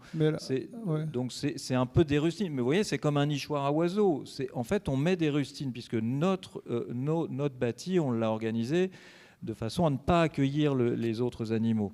Jusque-là, les murs sont lisses, il n'y a aucun oiseau, chauve-souris, insecte qui peut s'installer, ou très peu. Et maintenant qu'on se dit, ah ben mince, du coup on met des rustines, des plugs, donc un nichoir à oiseaux, un nichoir à insectes et tout. Et puis demain, ce serait formidable, dans les murs, exposés au sud par exemple, il y aura plein d'infractuosités où les abeilles se logeront. Ce sera intégré dans le bâti. Donc voilà, donc dans cette transition, essayons de faire des trucs. Mais quoi que vous fassiez, même si ce n'est pas forcément une bonne idée toujours, vous voyez, les ruches, c'est complètement une fausse bonne idée d'installer des ruches, mais bon, ça fait revenir l'insecte d'une certaine façon. Donc une fois qu'on a fait cette bêtise, cette fausse bonne idée, on peut aller un peu plus loin après. Vous voyez, on y va par étapes. Mais quoi qu'on fasse, quoi qu'on entreprenne, voilà, quoi qu'il arrive, c'est un mouvement. Et après, ça vous permet, tu parles des nichoirs à oiseaux ou des hôtels à insectes, ça nous permet malgré tout de nous rapprocher du vivant et nourrir les oiseaux en hiver, des choses comme ça, ça nous permet aussi on n'a pas la chance d'avoir un jardin ou quoi, sur notre balcon, de voir une biodiversité qui est là et qui existe. La vie aussi, de la vie tout simplement. Voilà. Alors justement, sur le choix des plantes, est-ce qu'il y a un intérêt à choisir des plantes qui fleurissent ou fructifient tôt ou tard? Je pense que la priorité, c'est si on peut, c'est de rester dans un esprit de biodiversité, de diversité. Et si on peut avoir comme ça une succession de floraisons sur l'année, c'est top. Et ça, on le voit notamment dans les champs de monoculture. On va avoir une saison de floraison du colza et après plus rien. Et ça crée des carences très fortes pour les pollinisateurs.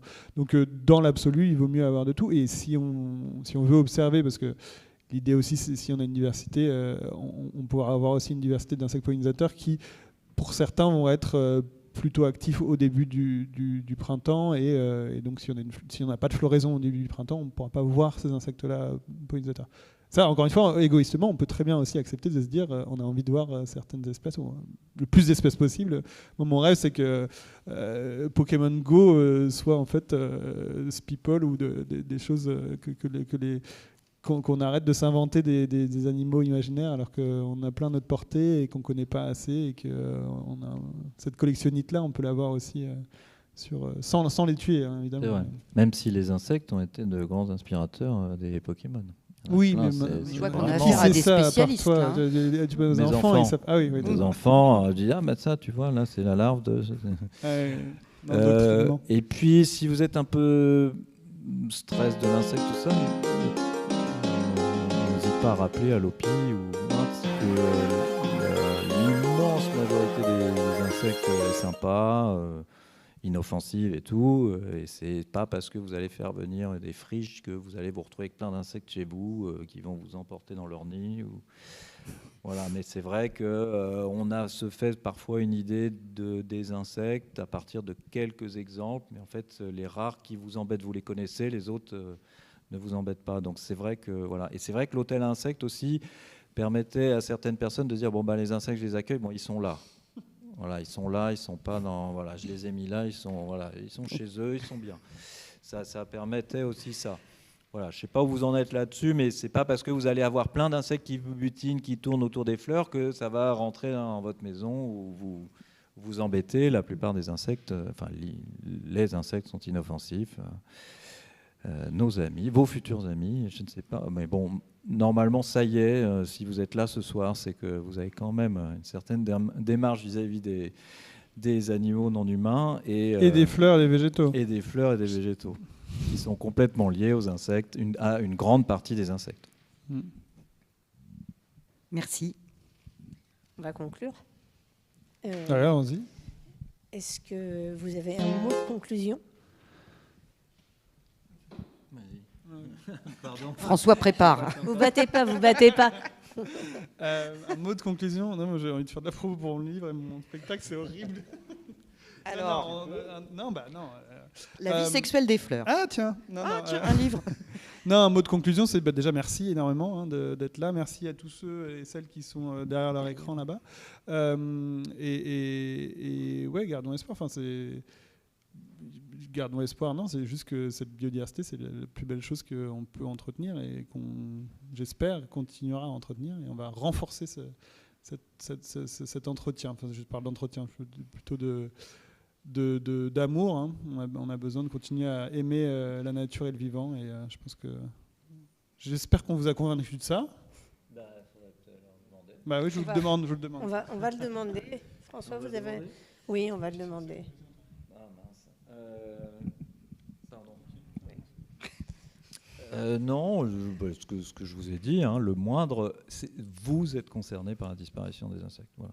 Dans ce que vous faites, dans ce que vous achetez, dans ce que vous dites, dans ce que vous pensez, qu'il soit vrai ou faux, etc. N'hésitez pas à ça, donc à travers la consommation et des fleurs, pardon. Mais on est tous concernés. C'est vrai qu'il y a une conférence que je fais qui s'appelle Les insectes et nous et moi, parce que voilà, c'est pas vous êtes concernés. La vie des insectes dépend aussi de vous individuellement, de la diversité des insectes. Donc ne pas hésiter, quoi que vous fassiez, ça pourra servir. Eh bien maintenant, on va vous donner la parole parce que puisque vous êtes concernés, j'espère que vous avez plein de questions à nous poser. Alors pendant que le micro circule, je voudrais juste dire que le livre de Simon est venu avec quelques livres. Donc si ça vous intéresse, et ils sont disponibles à la fin de la conférence. Voilà, ils seront disponibles tout à l'heure avec une belle dédicace en plus. Alors, j'ai pas pris les insectes en bord de chemin. Sauvons les insectes. Quoi d'autre? Inventaire des petites bêtes des jardins. Mais il va falloir revenir alors. Mais vous n'avez pas parlé en fait de l'eau, donc dans les lieux où il y a des insectes. Est-ce qu'il faut leur prévoir une présence? Enfin, est-ce que c'est un voilà, de l'eau? Oui. Ouais, ça sert à un peu tout le monde. Et puis il y a plein d'insectes qui viennent s'hydrater. Boire, et puis les sociaux viennent chercher de l'eau qui leur permet de refroidir leur nid. Donc il y a des guêpes qui viennent chercher une goutte d'eau, qui vont la mettre dans le nid et qui vont la laisser s'évaporer. C'est de la clim, par exemple. Et puis les oiseaux, bien sûr, des mammifères. Donc c'est vrai que l'eau sert aussi aux insectes. Et puis après, si c'est un peu plus grand, des insectes vont venir pondre dedans ou pondre dedans, comme par exemple des libellules, puisque les enfants de libellules vivent sous l'eau uniquement. Et après, j'avais une autre question. Il y a des espèces de poiriers où j'ai découvert qu'ils ne pouvaient se reproduire que si... parce que j'avais planté un poirier, mais on m'a dit, s'il est tout seul, il ne se reproduira pas. Il faut... Alors, j'ai pas bien... j'avoue qu'on me dit qu'il faut un autre fruitier, mais qui ne soit pas un poirier de la même espèce. Donc... pour qu'il puisse se reproduire, apparemment, si c'est la même espèce, il ne pourra pas se reproduire. La pollinisation ne se fera pas. Okay. Donc j'avoue que ça me perturbait un peu en termes moi ça me perturbe aussi. En plus, on va parler plutôt de variété pour le coup, que d'espèces, à moins que... Ouais, ça me perturbe. Enfin, pour moi, le fait de planter plusieurs arbres fruitiers, c'est évident dans cette logique que toutes les fleurs du même arbre, en fait, elles ont la même génétique peu ou prou. Donc il faut qu'il y ait au moins un autre arbre pour qu'on ait un croisement. On est d'accord. Et donc là, si on a un arbre de la même variété, bah, c'est chouette. On est sûr d'avoir une poire Williams parce qu'on aura eu 2 poiriers Williams. Peut-être que je ne sais pas trop pourquoi ils vous ont dit ça, mais ça me paraît un peu étrange. Après, on peut avoir des variétés qui... Alors maintenant, les horticulteurs arrivent à faire des variétés autofécondes, donc on revient sur l'autopollinisation. Il y a énormément de fruitiers qui s'autopollinisent et qui vont créer des fleurs et des fruits où en fait il n'y a pas d'impact sur les fruits. Il y a même des impacts positifs avec des croisements hybrides qui permettent d'augmenter la fructification. Mais par contre, les graines, elles ne seront pas forcément très utiles derrière pour refaire d'autres poiriers. Mais pour revenir à votre question, je trouve ça étrange. Enfin, peut-être que c'était un conseil. Je sais pas. Vous avez fait quoi là? Vous avez un poirier? Et il donne des poires? Mais il a quel âge? Ah, c'est ça aussi. Hein. Oh, mais c'est juste qu'il voulait vous vendre un autre poirier, non? Je sais pas. D'accord. Non, mais essayez. Hein. Après, dans le doute, ouais.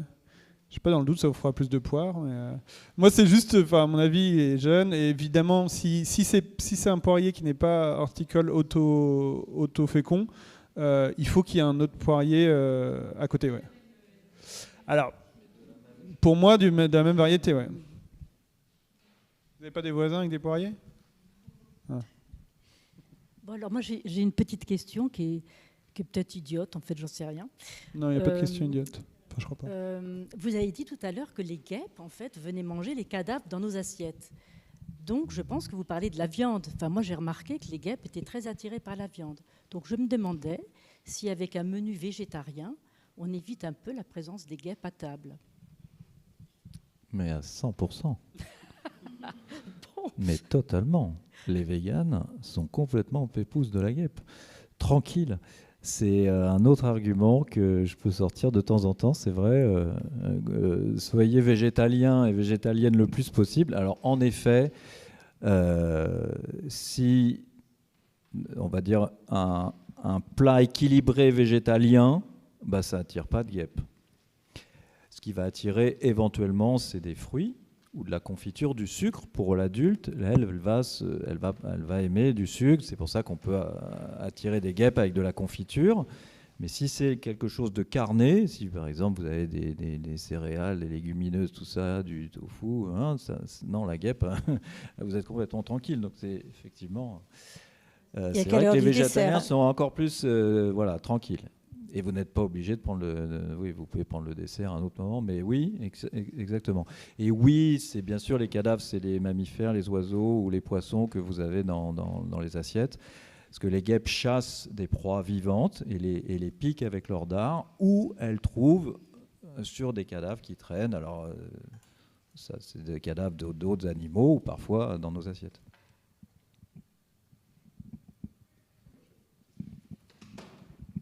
Bonsoir. Est-ce qu'un amandier auto-fertile fera des fruits toute son existence, ou est-ce qu'à un moment il faudra lui présenter un autre amandier pour activer ou pour soutenir la production de fruits? Pour booster un peu la sexualité en fin de parcours. Non, en fait, s'il est auto-fertile, malheureusement, il ne connaîtra pas forcément le plaisir... Enfin, pas la nécessité de connaître le plaisir de la chair. Non, en soi, à ma connaissance, il n'y a pas forcément d'affaiblissement de la fructification lié au fait qu'il soit auto-fertile. Après, potentiellement, alors ça dépend comment cette auto-fertilité, est-ce que via des processus d'horticulture ou quoi, en fait, il va potentiellement être moins rustique. Toujours sur ces histoires en fait, c'est de la consanguinité finalement, et donc... Et de fait, c'est pas tant en réactivant de l'autopollinisation qu'on va changer le fait que il va peut-être durer moins longtemps qu'un qui n'est pas consanguin, quoi. Ah, donc, ça m'amène, moi, à une question. Dès lors, on a quand même intérêt à acheter plutôt des arbres et des plantes qui ne sont pas autofertiles.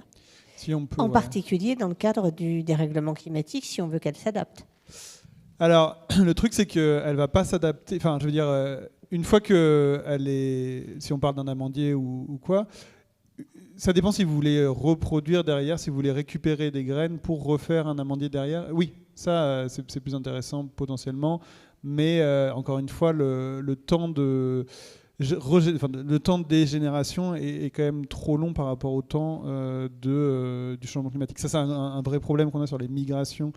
Et c'est des vraies questions à l'ONF, par exemple, actuellement, de stratégie de comment on va gérer nos forêts sous contraintes climatiques, sachant que un arbre, ça met énormément de temps à grandir et à tout ça. Et donc, une graine à un instant T qui est arrivée d'un arbre et un croisement d'arbres qui était sous contraintes climatiques à un instant T, ça va pas forcément... sur la question du changement climatique, en tout cas, ou sur le stress hydrique et tout ça, je ne suis pas persuadé que ça ait une implication. Et notamment, il faut vraiment avoir en tête aussi que l'adaptation au fur et à mesure de la vie d'une plante et d'un arbre, il y a peut-être de l'accoutumance, on appelle l'accoutumance, c'est-à-dire de pouvoir s'adapter en tant qu'individu, de pouvoir être plus résistant à l'eau et tout, mais ça c'est vraiment à la marge par rapport à une nouvelle graine qui a une génétique plus résistante à l'eau. Donc l'adaptation elle se fait sur plusieurs générations. Sur un même amandier, en fait, il ne va pas y avoir de différence. Non, alors quand je posais la question, je pensais à la question, je dirais d'une façon quasi collective. C'est-à-dire que si nous achetons tous des plantes qui sont non autofertiles, on peut supposer que les insectes vont s'occuper de fertiliser et donc de permettre aux plantes d'évoluer, non ?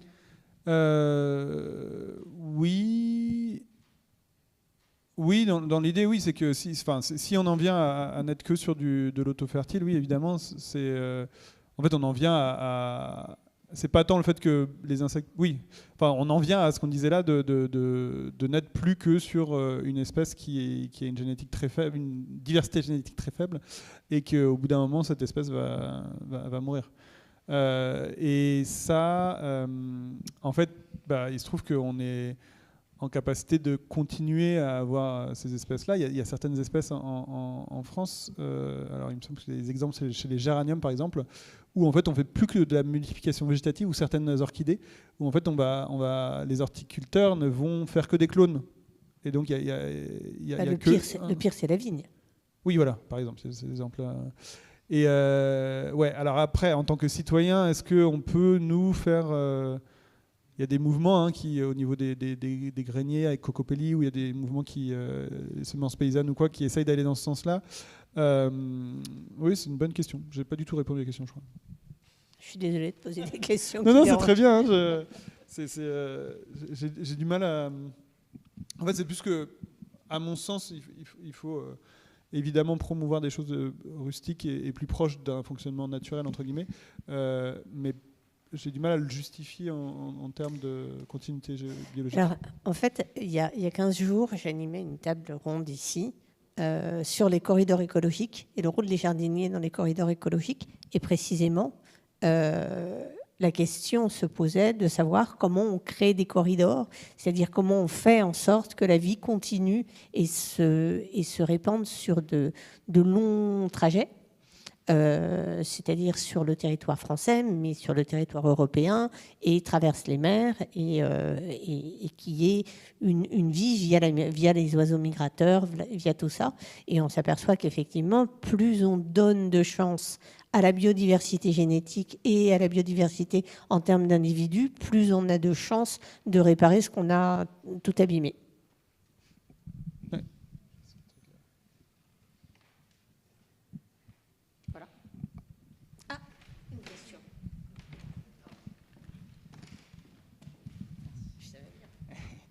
J'avais une question, je suis un peu jardinier amateur et sur les pieds qu'on achète typiquement en jardinerie sur des pieds de tomates qui sont des hybrides, on nous dit qu'ils ne sont pas reproductibles justement.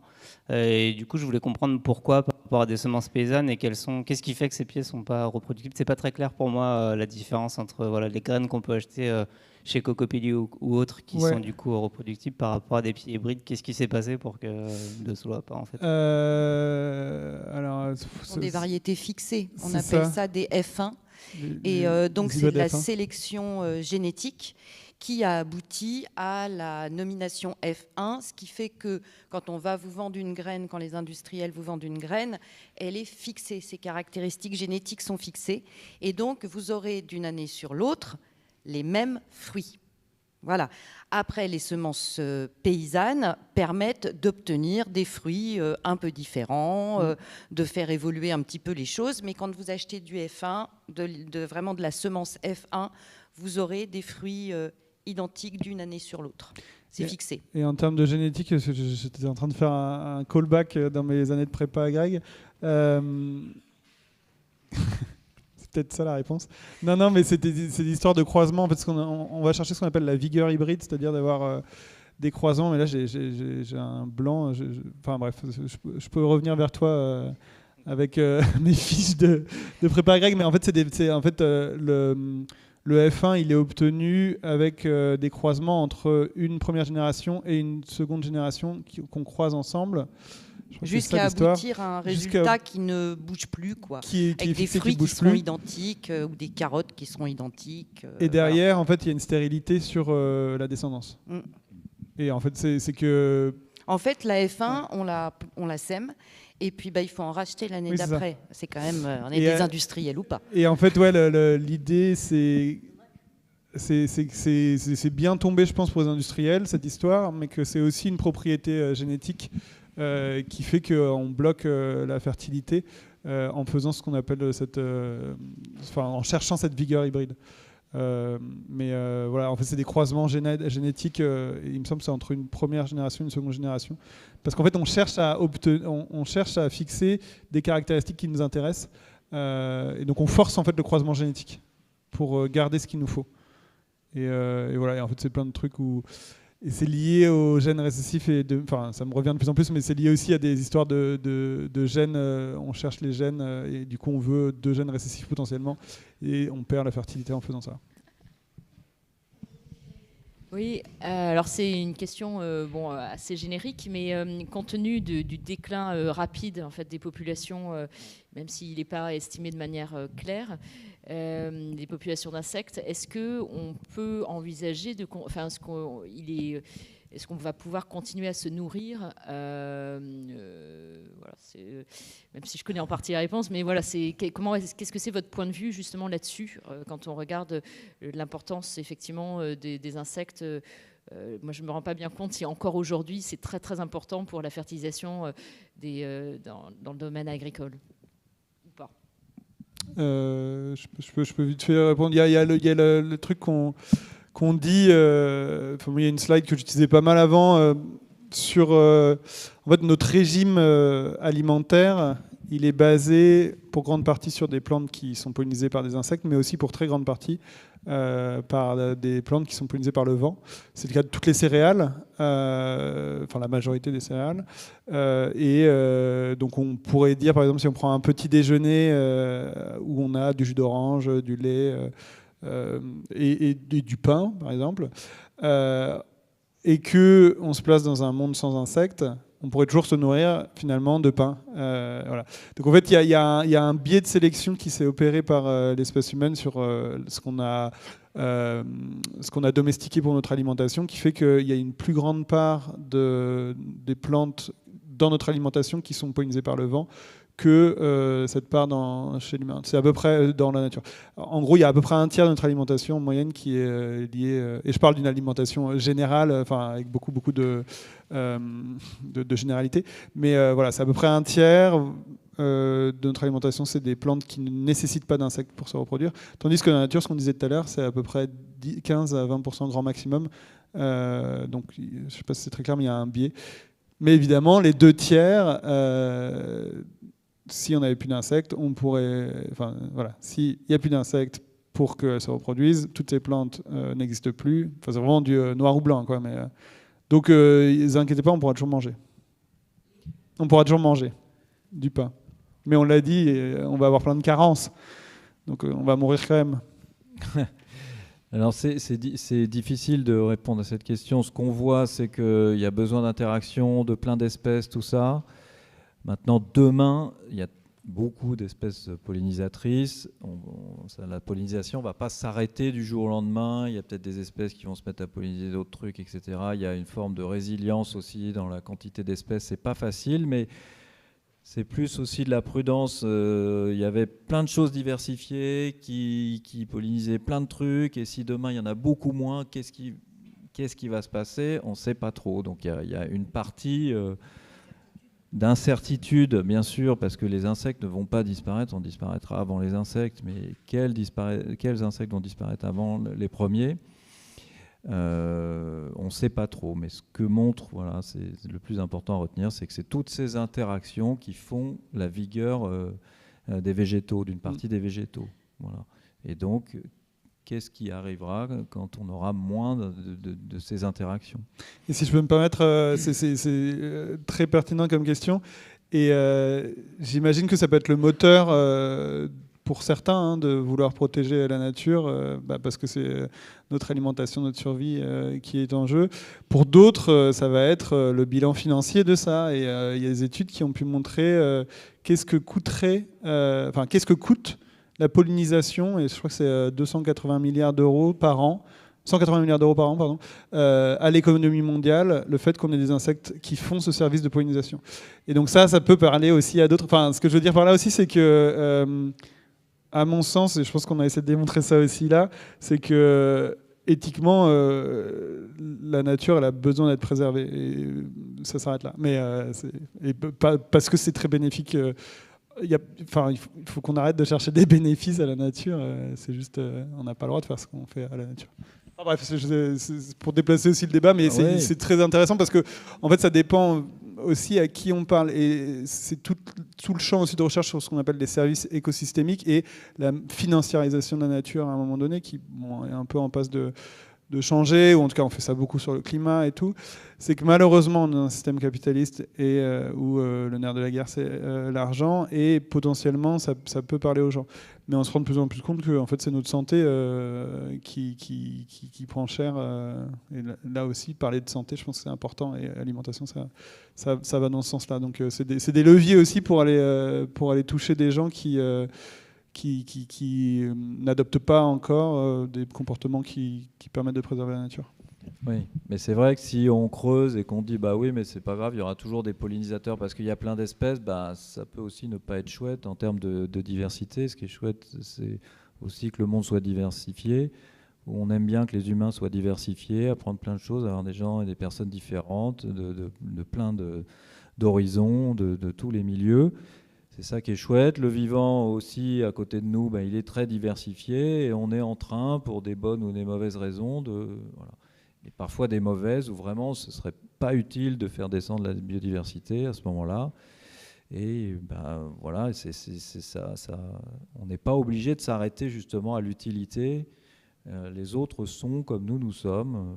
Voilà, ils ont envie d'être là, tranquilles. Et si on pouvait, à chaque fois qu'on fait quelque chose, où qu'on aille, qu'on soit dans notre jardin, dans notre champ, dans notre siège social, se dire il y en a d'autres qui sont des non-humains. Il y a d'autres humains, il y a d'autres des non-humains. Qu'est-ce que je peux faire pour ne pas faire réduire leur population à cet endroit-là, si je m'installe, voir qu'est-ce que je peux faire pour l'augmenter, parce que voilà. Et puis je pense que, en tout cas encore aujourd'hui, c'est chouette d'entendre des mouches l'été voler, c'est chouette de voir des oiseaux, c'est chouette d'être entouré de cette diversité, de se balader, de voir des chevreuils quand on se balade.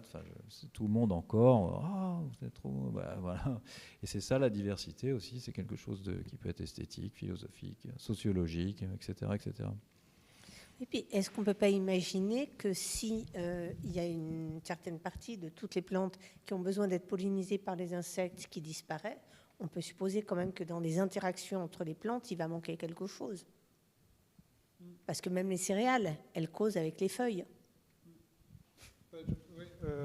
Oui, en fait, ça revient au concept d'écosystème et enfin de biodiversité aussi, mais les interactions entre espèces végétales, elles sont fortes, elles existent. Est-ce qu'on peut qualifier fort ou pas fort? En tout cas, il y a des interactions. Et il y a énormément d'interactions, surtout avec le sol, avec les champignons, avec les levures, enfin les levures qui sont des champignons, mais avec les bactéries, et tout déficit d'une espèce. Enfin, il y a tellement d'interrelations entre les espèces que, évidemment, plus on perd d'espèces, plus on fait du dommage au reste de l'écosystème. Il y a évidemment des résiliences avec ça se passe sur le service de pollinisation où on va avoir plusieurs espèces, notamment généralistes, qui vont pouvoir faire le même job, entre guillemets. Donc si on extrait une d'espèces, c'est pas si grave, mais c'est un peu comme le Jenga, quoi. Si on enlève un truc, ça va. Si on enlève 3-4, et au bout d'un moment, il y a tout qui s'écroule. Après, il y a des espèces qu'on dit parapluie, où si là, c'est la base du Jenga et on enlève d'un coup sec, il y a tout qui s'écroule aussi. Mais au-delà de ça, par précaution, il vaut mieux pas trop jouer au Jenga, quoi. Une espèce parapluie, c'est une espèce qui, si elle est présente, protège, si on la maintient, comment dire, elle a besoin de plein de choses écologiques, et donc si elle est là, ça veut dire qu'il y a plein d'autres choses qui peuvent exister autour d'elle. Et donc on dit qu'elle est une espèce parapluie. En plus, on s'en est servi avec les insectes, c'est que c'est difficile de sauver tous les insectes, de protéger tous les insectes, donc on essaye parfois de trouver une espèce qui est parapluie, qui, si elle, on la maintient, ça va maintenir de façon indirecte ou directe plein d'autres espèces, donc elles sont protégées sous le parapluie.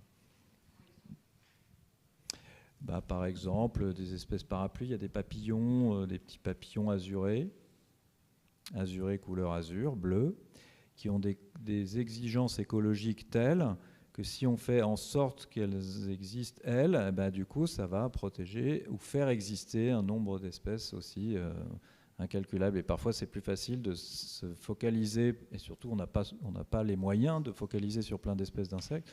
Donc, on va focaliser sur certaines espèces parapluies, et ça va permettre d'en protéger d'autres. Une dernière question. Une dernière question. Victor. Vous connaissez le prénom de... Je me demandais juste... et ça marche là? On t'entend pas bien. C'est bon, là fort dans le micro. Ah oui, ok.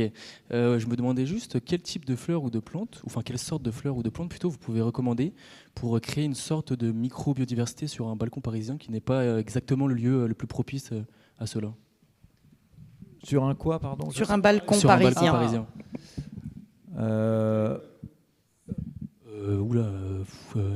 Pour qu'il y ait des fleurs et des pollinisateurs, c'est ça? Ouais, exactement. Pollinisateurs aussi? On va dire pour créer une sorte de micro-biodiversité, c'est ça. En fait, c'est difficile, un modèle type. Voilà.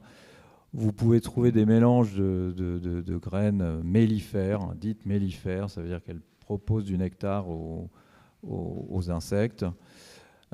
Si vous êtes les aromatiques, par exemple, mais bon, vous trouvez ces infos assez facilement. Il y a plein de personnes qui vous ont référencé toutes les plantes utiles à mettre sur un balcon.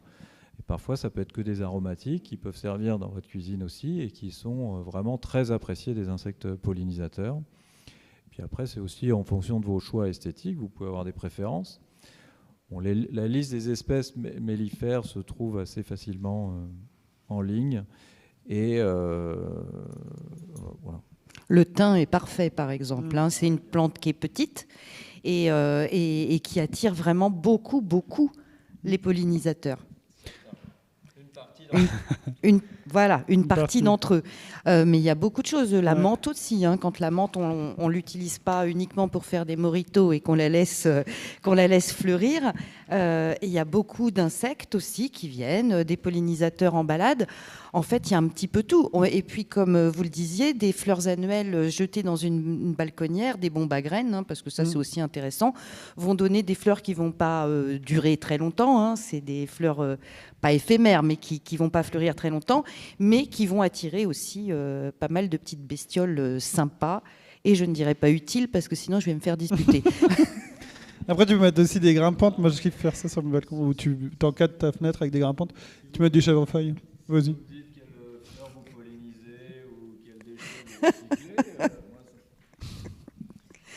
On va vous remercier. Merci On beaucoup. arrive au terme de la conférence débat. Voilà. Je voulais juste dire que les spécialistes sont très accessibles. Voilà, donc n'hésitez pas à poser des questions n'importe où dans l'INRA, CNRS, à l'OPI, au muséum, etc. Voilà, n'hésitez pas. Il y a les mails, ça se trouve facilement. Tout le monde est accessible ici. Vous trouvez nos mails et n'hésitez pas. Et ce qu'on peut faire aussi, donc on va rappeler que c'était quand même notre site internet Hortus Focus qui organisait cette conférence et que nous avons donc sur ce site une partie commentaires. Vous pouvez tout à fait nous poser des questions, on peut les relayer. Il n'y a absolument aucun problème. On répond très rapidement. Oui, allez. On va pas dire très, on va dire très. Mais on répond. Donc, et si vous avez besoin de connaître aussi le nom des ouvrages de François, de connaître les dates de Pestacle de Simon, surtout n'hésitez pas à nous les demander et puis on vous donnera tout ça.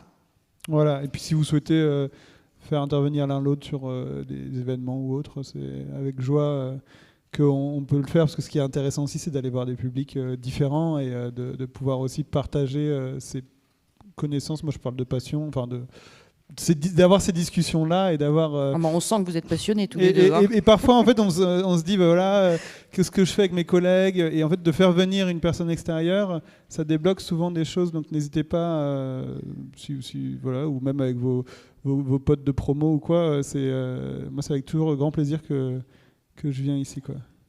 Merci beaucoup. Voilà, merci beaucoup. Merci à l'Académie du Climat. Merci au public. Voilà. Bonne soirée.